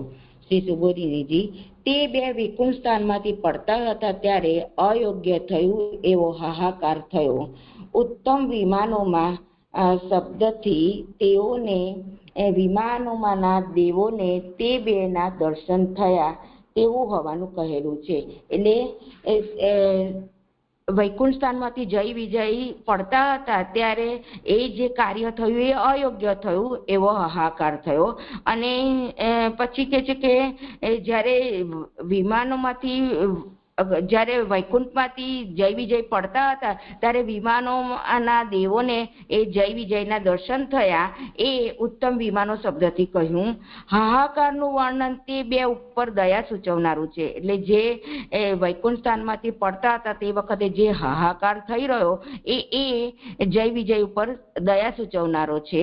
તેથી જ આ વિષયમાં વિરોધ ન કરવો. એમાં 1 નંબરની ફૂટનોટ છે કે આ વિષયમાં એટલે દીતિના ગર્ભના સંબંધમાં વિરોધ ન કરવો, કારણ કે તેમ કરવાથી એટલે કે વિરોધ કરવાથી દુઃખી થયેલા તે બેને એટલે કે જય વિજયને અધિક દુઃખ થાય. બ્રહ્મા પોતે જ દયાળુ છે એમ જણાવવા હે પુત્રો એવું સ્નેહથી સંબોધન કરે છે. એટલે બ્રહ્માજી દયાળુ છે તેથી એ દેવોને કહી રહ્યા છે કે હે પુત્રો એવું સ્નેહથી સંબોધન કરી રહ્યા છે. જે અહીંયા શ્લોક સંપન્ન થયો. પણ મને અહીંયા એક વચન નથી સમજાતું કે અહીંયા કીધું કે તેથી જ આ વિષયમાં વિરોધ ન કરવો, એટલે કે દીતિના ગર્ભના સંબંધમાં વિરોધ ન કરવો. તો એનું કારણ કે છે કે કેમ કે તેમ કરવાથી એટલે કે વિરોધ ન કરવાથી દુઃખી થયેલા એટલે જય વિજય દુઃખી થયેલા છે તે બેને અધિક દુઃખ થાય. તો દુઃખ એમને કયું ભગવાનથી છૂટા પડવાનું દુઃખ કે એ મને નથી એટલું સમજાતું તે બેને અધિક દુઃખ થાય, એ મને નથી સમજાતું. હા, કોઈને સમાધાન કરવું હોય.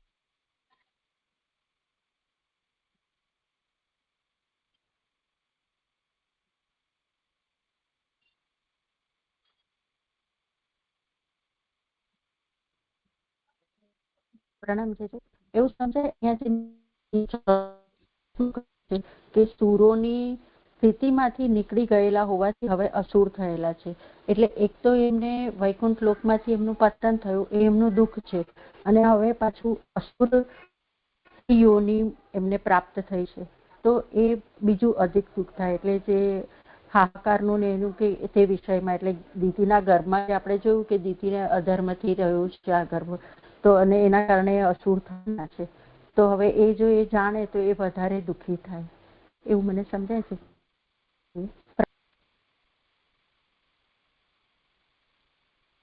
જે અહીંયા એવું કીધું કે વિરોધ ન કરો, કારણ કે તેમ કરે છે. એટલે વિરોધ ન કરવાથી કે વિરોધ કરવાથી, એમાં પણ મને નથી સમજાતું કે વિરોધ કરવાથી આવશે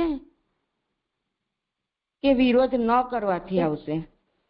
એટલે જે દેવો છે ને, એ દેવો અંધકાર થઈ ગયો ને એટલે બ્રહ્માજી પાસે ગયા વિરોધ કરતા કે આ જે દીતિનો ગર્ભનું ને જે પછી આ બ્રહ્માજી આખી વાત ચાલુ કરી છે દીતિના ગર્ભનું અને પ્રભુની આ જે લીલા થઈ છે તેનું, સનકાદિકની ને એની.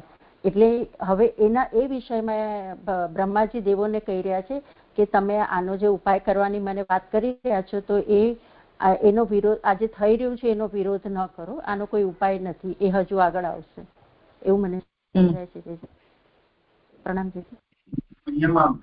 એક રીતે એવું પણ જણાય છે કે જેમ હમણાં પતન આમનું થઈ રહ્યું છે જય અને વિજયનું, અને બીજા દેવતાઓ જોઈ રહ્યા છે,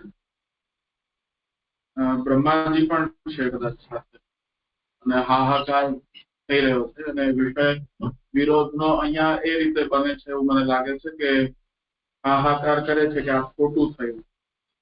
એટલે જેમ એક તો બ્રહ્મ શાપ થયો એમને સનકાદીનો, અને એ થયું ભગવન લીલાના અંગભૂત થયું. એટલે એક તો ઠાકોરજીની ઈચ્છાથી એમનું પતન થાય છે, જેનાથી જે ઘણા બધા કારણો આપણે પૂર્વ અને હમણાં સુધી જોઈ લીધા કે સૃષ્ટિને દર્શન, એટલે સૃષ્ટિનું જોવું, માયા પ્રત્યે સૃષ્ટિ છે એને જોવું. બીજું આમનો જે ઉદ્ધાર થયેલો છે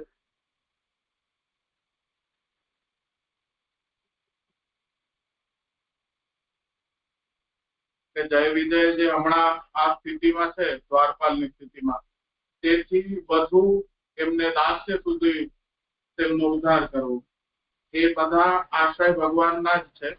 તો વિરોધ એ ભગવદ વાક્યનો અથવા બ્રહ્મ વાક્યનો થાય તો એ ન કરવું, કેમ કે એવું કરવાથી જય અને વિજય ભગવદ દાસ છે, અને એટલે એ લોકોને એ વિષયથી વધારે પીડા થશે એવું વિચારી શકાય, કેમ કે ભગવદ વાક્યનો જ વિરોધ છે એનાથી. જો દેવતાઓ આમના પતન વિષય ખોટું છે આદિ વાક્યનું ઉચ્ચારણ કરે તો ભગવાન ખોટા છે, આશય તો એવો જ નીકળે. એટલે કદાચ તેનાથી આ બે વધારે પીડિત થાય, કદાચ એવું આશય હોય.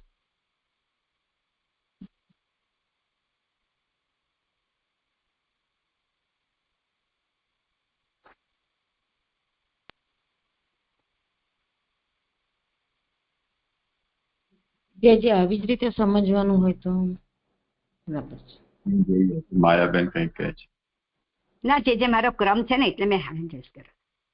ઓહો, એટલે એક તો વાત એ છે કે અહીંયા જે પ્રતિકાર શબ્દ જે છે વિરોધ, એમાં મૂળમાં પાઠભેદ છે. એટલે અપ્રતિકાર એવો એક પાઠ હોઈ શકે છે. યદ્યપિ એ અપ્રતિકાર અહીંયા કોષ્ટકમાં અ છે, અને પ્રતિકાર તરીકે જે મુખ્ય પાઠ માનેલો છે. પણ અતએવ અત્ર પ્રતિકારો ન કર્તવ્ય, એમ જે મૂળ સુબોધનીજીમાં છે એમાં પુરુષોત્તમજી પ્રતિકારઃ ઇતિ દિતિગર્ભે પ્રતિકારઃ એવો ત્યાં અર્થ કરી રહ્યા છે. એટલે દિતિના ગર્ભના સંબંધમાં પ્રતિકાર. પણ ખેર જે કંઈ પણ હોય,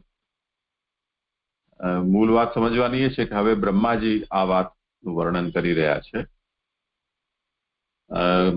ભગવાન જે આજ્ઞા કરી રહ્યા હતા એ વિષય 30મા શ્લોક ઉપર પૂરો થયો. ત્યાં સુધી ભગવાન ઉવાચ ચાલી રહ્યો હતો. તે પછીથી બ્રહ્માજી ફરીથી આગળનો જે પ્રસંગ છે એનું વર્ણન કરી રહ્યા છે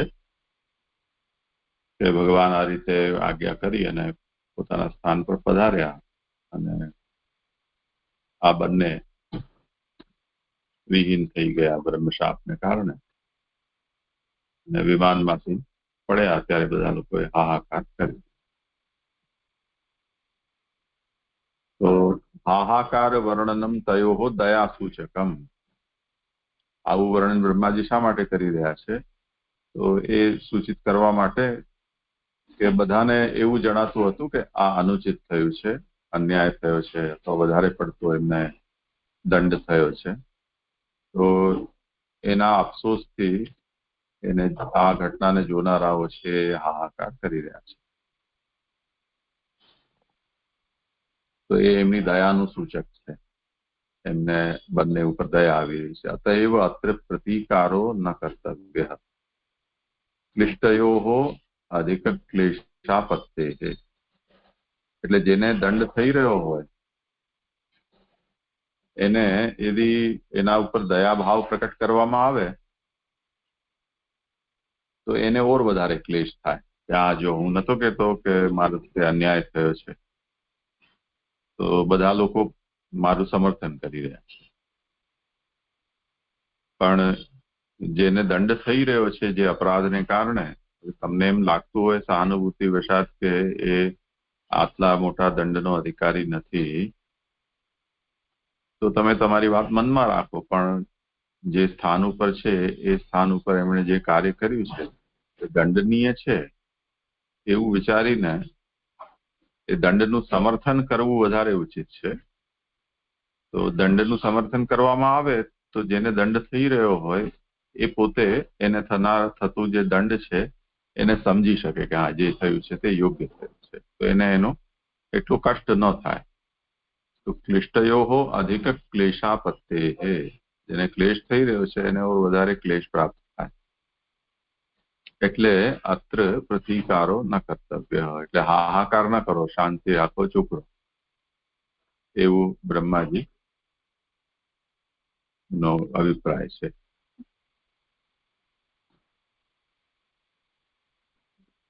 હા જે થયું. જે દંડવત પ્રણામ. અહીંયા મારું નિરૂપણ સંપન્ન થયું. પ્રણામ.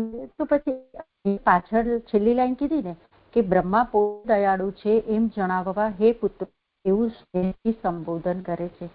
તો આ બ્રહ્માજી દેવો માટે જ કહી રહ્યા છે એવું તો લેવાશે ને? જે આ જે લાસ્ટ લાઈન પાછી દયાળુ ની આવે એ કેવી રીતે લેવાશે? હા બરોબર છે.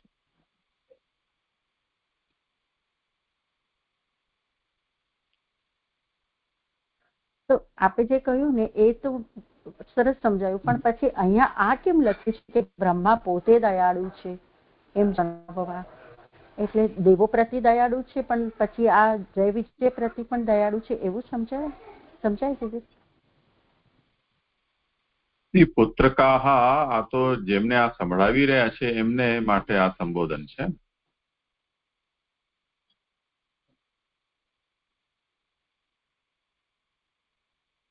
હા હા એના માટે જ છે. પણ આ જે ઉપર દયા આવ્યું ને હાહાકારનું વર્ણન, તે બે ઉપર દયા સૂચવનારું છે. એમાં જે આપણે કહ્યું પછી એની સાથે જો આપણે આ બ્રહ્મા પોતે દયાળુ છે એવું આપણે લઈએ તો પછી પાછું બે વસ્તુ ઓપોઝિટ થઈ જાય છે. એટલે મેં પૂછ્યું છે. હા પ્રણામ છે. હા કરો. હા જે દંડવત પ્રણામ. હવે હા, જે દંડવત પ્રણામ મારો ક્રમ છે. હવે હા, 34, 35 ને 36 છે. પહેલા એનું પારાયણ લઉં છું. જે છે શ્લોક 34. હરિના તે બે ઉત્તમ પાર્ષદો જ હમણાં દીતીના જઠરમાં પ્રવેશ કરેલ કશ્યપના ઉગ્ર તેજ રૂપ થયેલા છે. શ્લોક 35. હમણાં તે બે જોડકા અસુરોના તેજથી સ્વર્ગના તેજનો નાશ થયો છે. હમણાં ભગવાન તે કરવા ઈચ્છે છે. શ્લોક 36. જે વિશ્વની સ્થિતિ, નાશ અને ઉત્પત્તિ કરનારા છે, જેમની યોગ માયા યોગેશ્વરોથી પણ ઉલ્લંઘન થઈ ન શકે તેવી છે, તે 3 લોકના સ્વામી મૂળ ભગવાન તે વિષયમાં આપણું કલ્યાણ કરશે. આમાં આપણા વિચારનું કેટલું ફળ થાય. હવે શ્લોક 34 ની ઉત્થાનિકા કે તે બેના નિરૂપણનો ચાલુ પ્રસંગમાં ઉપયોગ નીચેના શ્લોકમાં કહે છે. એટલે કે જય વિજય, એટલે ચાલુ પ્રસંગમાં એટલે કે મુનિઓનો શ્રાપ થવાથી, એમ કે જય વિજય ને મુનિઓનો શ્રાપ થવાથી વૈકુંઠ સ્થાનમાંથી ભૂતલ પર પડતા જ દીતીના ગર્ભમાં પ્રવેશ કર્યો, એ હવે નીચેના શ્લોકમાં કહે છે. એટલે આ સર્વ એમ કે ઈચ્છાથી જ થઈ રહી છે, કારણ વૈકુંઠમાં ગયેલ સંસારમાં પાછા આવી એ તો અશક્ય જ છે. હોવા છતાં જય વિજયને મુનિઓનો શ્રાપ થવાથી તેમને આવી સ્થિતિ પ્રાપ્ત થઈ. હવે શ્લોક તાહ એવ હિ અધુના પ્રાપ્તૌ પાર્ષદ પ્રવરૌ હરેઃ દીતેઃ જઠર નિર્વિષ્ટમ કાશ્યપમ તેજ ઉલ્બણમ. શ્લોકાર્થ. હરિના તે બે ઉત્તમ પાર્ષદો જ હમણાં દીતીના જઠરમાં પ્રવેશ કરેલ કશ્યપના ઉગ્ર તેજરૂપ થયેલા છે. શ્રી સુબોધિનીજી, હમણાં તે બે જ દીતીના જઠરમાં પ્રવેશ કરેલ કશ્યપના તેજરૂપ થયેલા છે. એટલે હમણાં એટલે કે વૈકુંઠ સ્થાનમાંથી ભૂતલ પર પડતા જ જય વિજયે દીતીના જઠરમાં પ્રવેશ કરેલ કશ્યપના તેજરૂપ થયેલા છે. અહીં તે બેનો ગર્ભમાં પ્રવેશ થયેલો છે, પરંતુ બીજા પ્રકારે અન્ન વગેરેમાં સંક્રાંતિ થઈ નથી. એટલે જય વિજયનો દીતીના ગર્ભમાં ભગવાનની વિભૂતિ રૂપે જ પ્રવેશ થયેલો છે, પરંતુ બીજા પ્રકારે અન્ન વગેરેમાં સંક્રાંતિ થયેલી નથી. એટલે અન્ન વગેરેમાં મને એવું સમજાય છે જે કે વરસાદ પડવાથી અન્ન થાય છે અને તેમાં જીવાત્માનો પ્રવેશ થાય છે. એ રીતે જય વિજયનું અન્ન વગેરેમાં સંક્રાંતિ થયેલી નથી, પરંતુ ભગવાનના વિભૂતિ રૂપે જ પ્રવેશ થયેલો છે. આગળ સુરોની દેવોની સ્થિતિમાંથી નીકળી ગયેલા હોવાથી અસુર થયેલા છે. એટલે જય વિજય પહેલા વૈકુંઠમાં દેવોની સ્થિતિમાં હતા, તે દેવોની સ્થિતિમાંથી નીકળી ગયેલા હોવાથી અસુર થયેલા છે. તે બે અસુરપણાને યોગ્ય હતું વિશેષણથી કહેલું છે. એટલે કે જય વિજય એમ કે પહેલાના કલ્પમાં મધુ કૈટપના દૈત્ય હતા, એટલે એ બેનું બીજ અસુરપણાને યોગ્ય જ હતું એમ ઉગ્ર વિશેષણથી, એટલે કે જે મૂળમાં ઉલ્બણમ એ પદને સમજાવ્યું. તે બીજ અન્યાયથી નીકળેલું હોવાથી સ્વભાવથી જ ઉગ્ર હતું અને તેણે પણ દીતીના જઠરમાં પ્રવેશ કરેલો.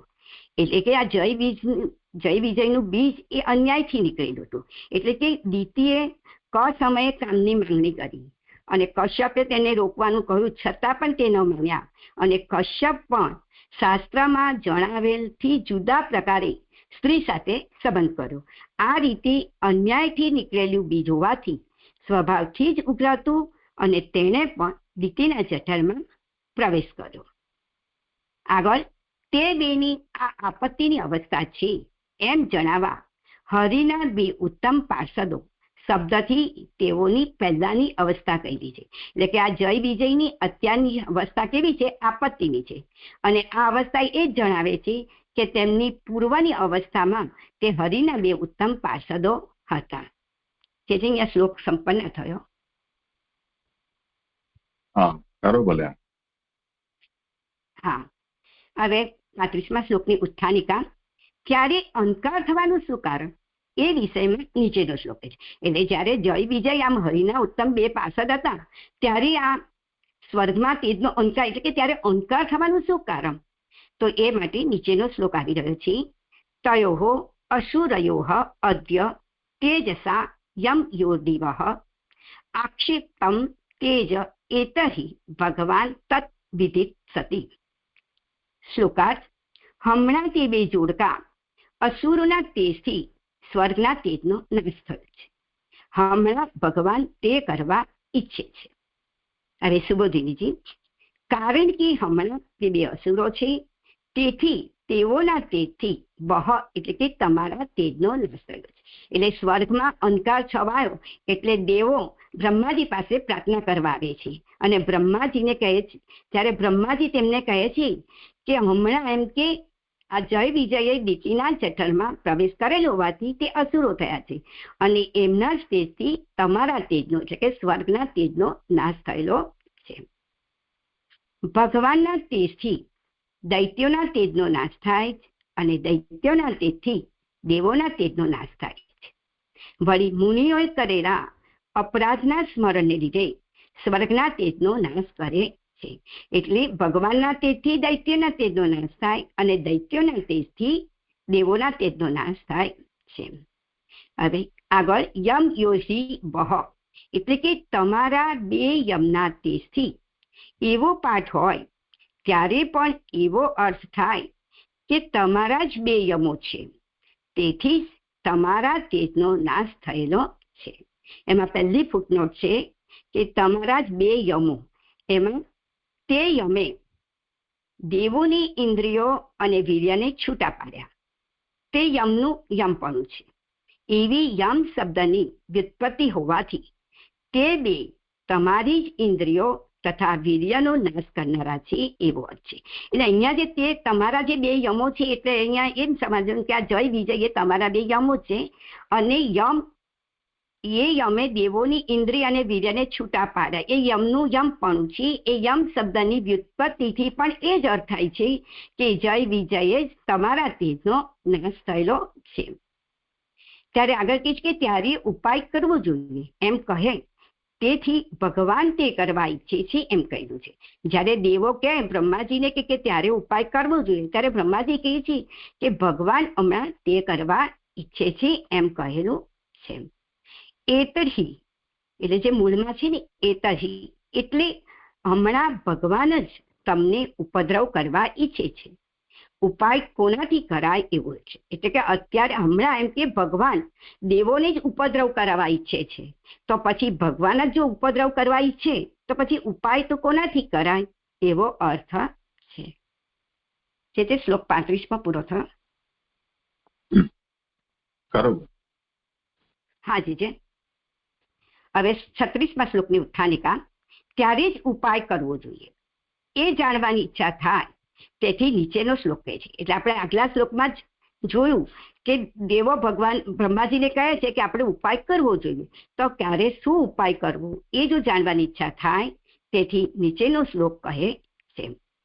વિશ્વસ્ય યહ સ્થિતિ લય ઉદ્ભવ હેતુ આદ્ય યોગેશ્વરૈરપી દુરત્યય યોગમાય ક્ષેમં વિધાસ્યતિ સ નો ભગવાન ત્રયદિશ તત્ર અસ્મદીય વિમૃશેન કિયા નિહાઠ.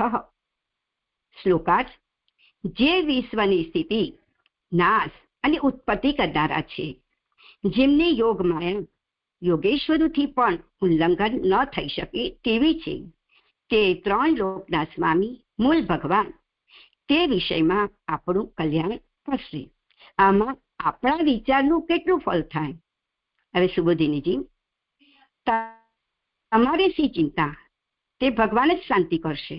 તેનું કારણ જે વિશ્વની સ્થિતિ, નાશ અને ઉત્પત્તિ કરનારા છે શબ્દથી કહે, જે ઉત્પન્ન કરે છે તે જ પાલન કરતા હોવાથી હમણાં પણ તે જ પાલન કરશે.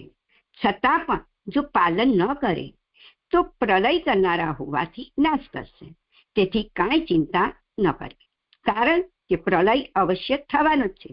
છતાં પણ દુઃખને લીધે ચિંતા થાય એમ કહો તો ભગવાન ઉત્પત્તિ પણ કરશે, તેથી ચિંતા ન કરવી. અહીંયા વિશ્વસ્ય યહ સ્થિતિ લય ઉદ્ભવ હેતુ એ પદને સમજાવે છે. અને બ્રહ્માજી જે દેવોને કહે છે, જે આગળ કીધું ને કે આપણે ઉપાય કરવો જોઈએ, તો દેવોને કહે છે કે તમારી શી ચિંતા, ભગવાન જ શાંતિ કરશે. એનું કારણ કારણ કે ભગવાન વિશ્વની સ્થિતિ, નાશ અને ઉત્પત્તિ કરનારા છે, જે કરતા હોવાથી હમણાં તે જ પાલન કરશે. અને જો પાલન ન કરે અને પ્રલય કરનારા હોવાથી પ્રલય કરશે તો પણ પાછી ઉત્પત્તિ તો થવાની જ છે, તેથી તમારે ચિંતા ન કરવી. એમ બ્રહ્માજી દેવોને કહી રહ્યા છે.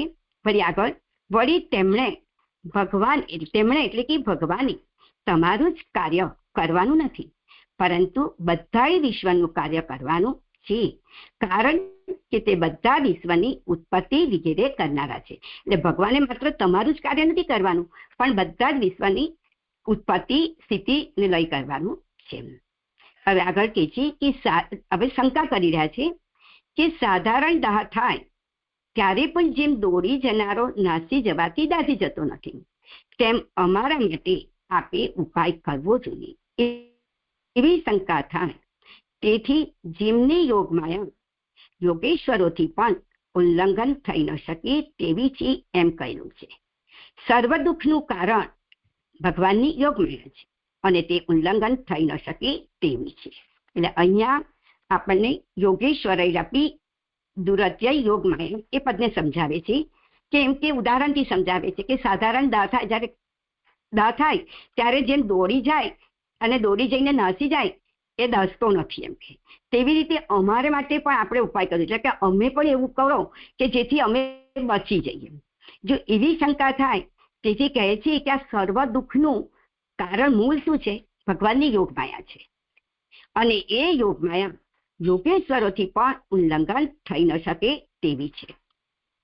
હવે આગળ સમજાવે છે કે સાધનોમાં યોગ ઉત્તમ છે, તેના પણ જે ઈશ્વરો જેમને પોતાને યોગ અધીન રહે છે તેઓ પણ યોગ માયાનું ઉલ્લંઘન કરી શકતા નથી, તેથી મારાથી ઉપાય થાય તેમ નથી.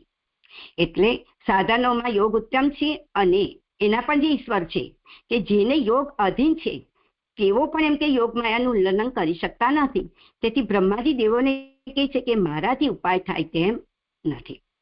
તો આગળ કે ત્યારે આપણાથી પણ મોટાને કહો એવી શંકા થાય, તેથી મૂળ વિશેષણ યોજી છે કે તેમના કરતા કોઈ પણ મૂળ ઉત્તમ નથી કે જે કહેવા યોગ્ય હોય. એટલે કે એ લોકો શંકા કરે કે આજથી મોટાને કહો, તો કહે છે કે ભગવાનથી ઉત્તમ કોઈ જ નથી કે જે કહેવા યોગ્ય હોય એમ કે, તો કે ત્યારે તેમને જ કહો એવી શંકા થાય, તેથી તે કલ્યાણ કરશે એમ કહેલું છે. એટલે ભગવાન તો કલ્યાણ કરશે એમ કહેલું છે.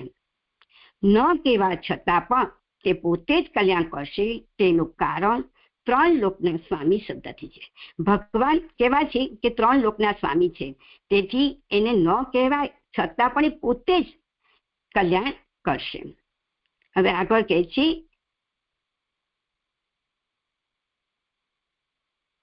નો નાશ કરે તો બે જ લોક રહે, અને તે બે નો નાશ કરે, જો બે લોકનો પણ નાશ કરે ત્યાર પછી ભગવાન પાલન કેવી રીતે કરશે એવી શંકા થાય, તેથી ભગવાન એમ કહ્યું છે. એટલે એમ કે ભગવાન જો કલ્યાણ ન કરે અને સ્વર્ગના લોકનો નાશ કરે તો બે લોક રહે, અને એનો પણ જો નાશ કરે તો પછી ભગવાન પાલન કેવી રીતે કરશે? તો કહે છે કે ભગવાન છે જે સદગુણ સંપન્ન છે, છતાં પણ આપે અમારું કલ્યાણ થાય તેવો ઉપાય કેવો જોઈએ, અથવા આપના કહેવાથી અમારે તપ વગેરે કરવું જોઈએ એમ કહેવામાં આવે, તેથી આપના વિચારનું કેટલું ફળ થાય એમ કહેલું છે. છતાં પણ એમ કે દેવો કહે છે કે આપણે અમારું કલ્યાણ થાય તેવો ઉપાય તો કેવો જ જોઈએ, અથવા જો આપના કહેવાથી અમારે તપ વગેરે કરવું જોઈએ, જો એમ કહો તો બ્રહ્માજી કહે છે કે આ તમારા વિચારનું ફળ કેટલું એમ કહેલું છે. એટલે જે મૂળમાં છે ને કે તત્ર અસ્મદીય વિમૃષેન કિયા નિહર્થ એ પદને સમજાવે છે. હવે બ્રહ્માજી એને ઉદાહરણથી સમજાવે છે, દ્રષ્ટાંત આપીને કહે છે કે જેમ વરસાદ વરસતો ન હોય તે પહેલા ઘડાથી ખેતરને જળ પાવામાં આવે તેવો આપણો વિચાર છે. બ્રહ્માજી કહે છે કે તમારે કલ્યાણ પ્રાપ્ત કરવા જે તમે કહો છો કે તપ કરવું, એ તો એમ કે જેમ વરસાદ વરસતો ન હોય ને એ પહેલા ઘડાથી ખેતરને જે જળ પાવામાં આવે એવો તમારો વિચાર છે. આગળ કહે છે કે જો વરસાદ ન વરસે તો જળ પાવાથી પણ અનાજ ઉત્પન્ન નહીં થાય, અને વરસાદ વરસશે તો જળ પાવાનું નકામું જ છે. તે સંજોગોમાં આપણા વિચારનું કેટલું ફળ? એટલે એમ કે વરસાદ જો વરસે જ નહીં તો આજે ખેતરમાં જળ પાયું ઘડાથી, તેથી પણ અનાજ તો ઉત્પન્ન નહીં થાય, અને વરસે વરસાદ તો પણ આજે જળ પાયું છે એ પણ નકામું જાય. આ પ્રસંગથી એમ કે ચાલુ પ્રસંગમાં બ્રહ્માજી આ રીતે સમજાવે છે આ દ્રષ્ટાંતથી કે જો ભગવાનની ઈચ્છા અત્યારે તમને ઉપદ્રવ કરવાની છે અને કલ્યાણ ન કરે તો તપ કરેલું પણ નકામું છે. અને ભગવાન તો ત્રણ લોકના સ્વામી હોવાથી ન કહેવા છતાં પણ એ પોતે કલ્યાણ કરશે.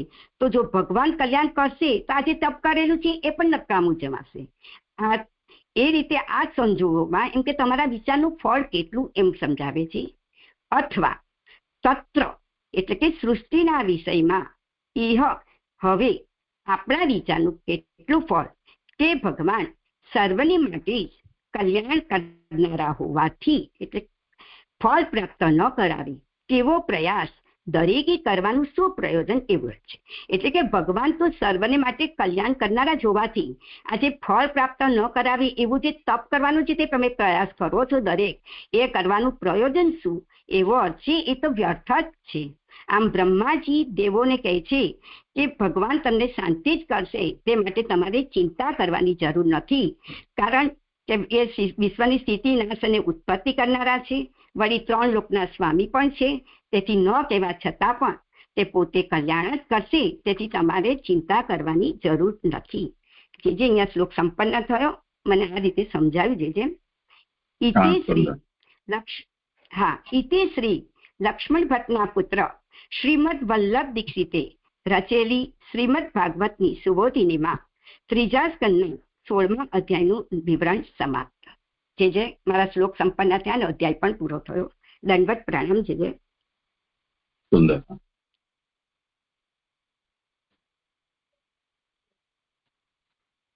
સારું, તો સરળ છે શ્લોક. અહીંયા આજે વિરામ રાખીએ.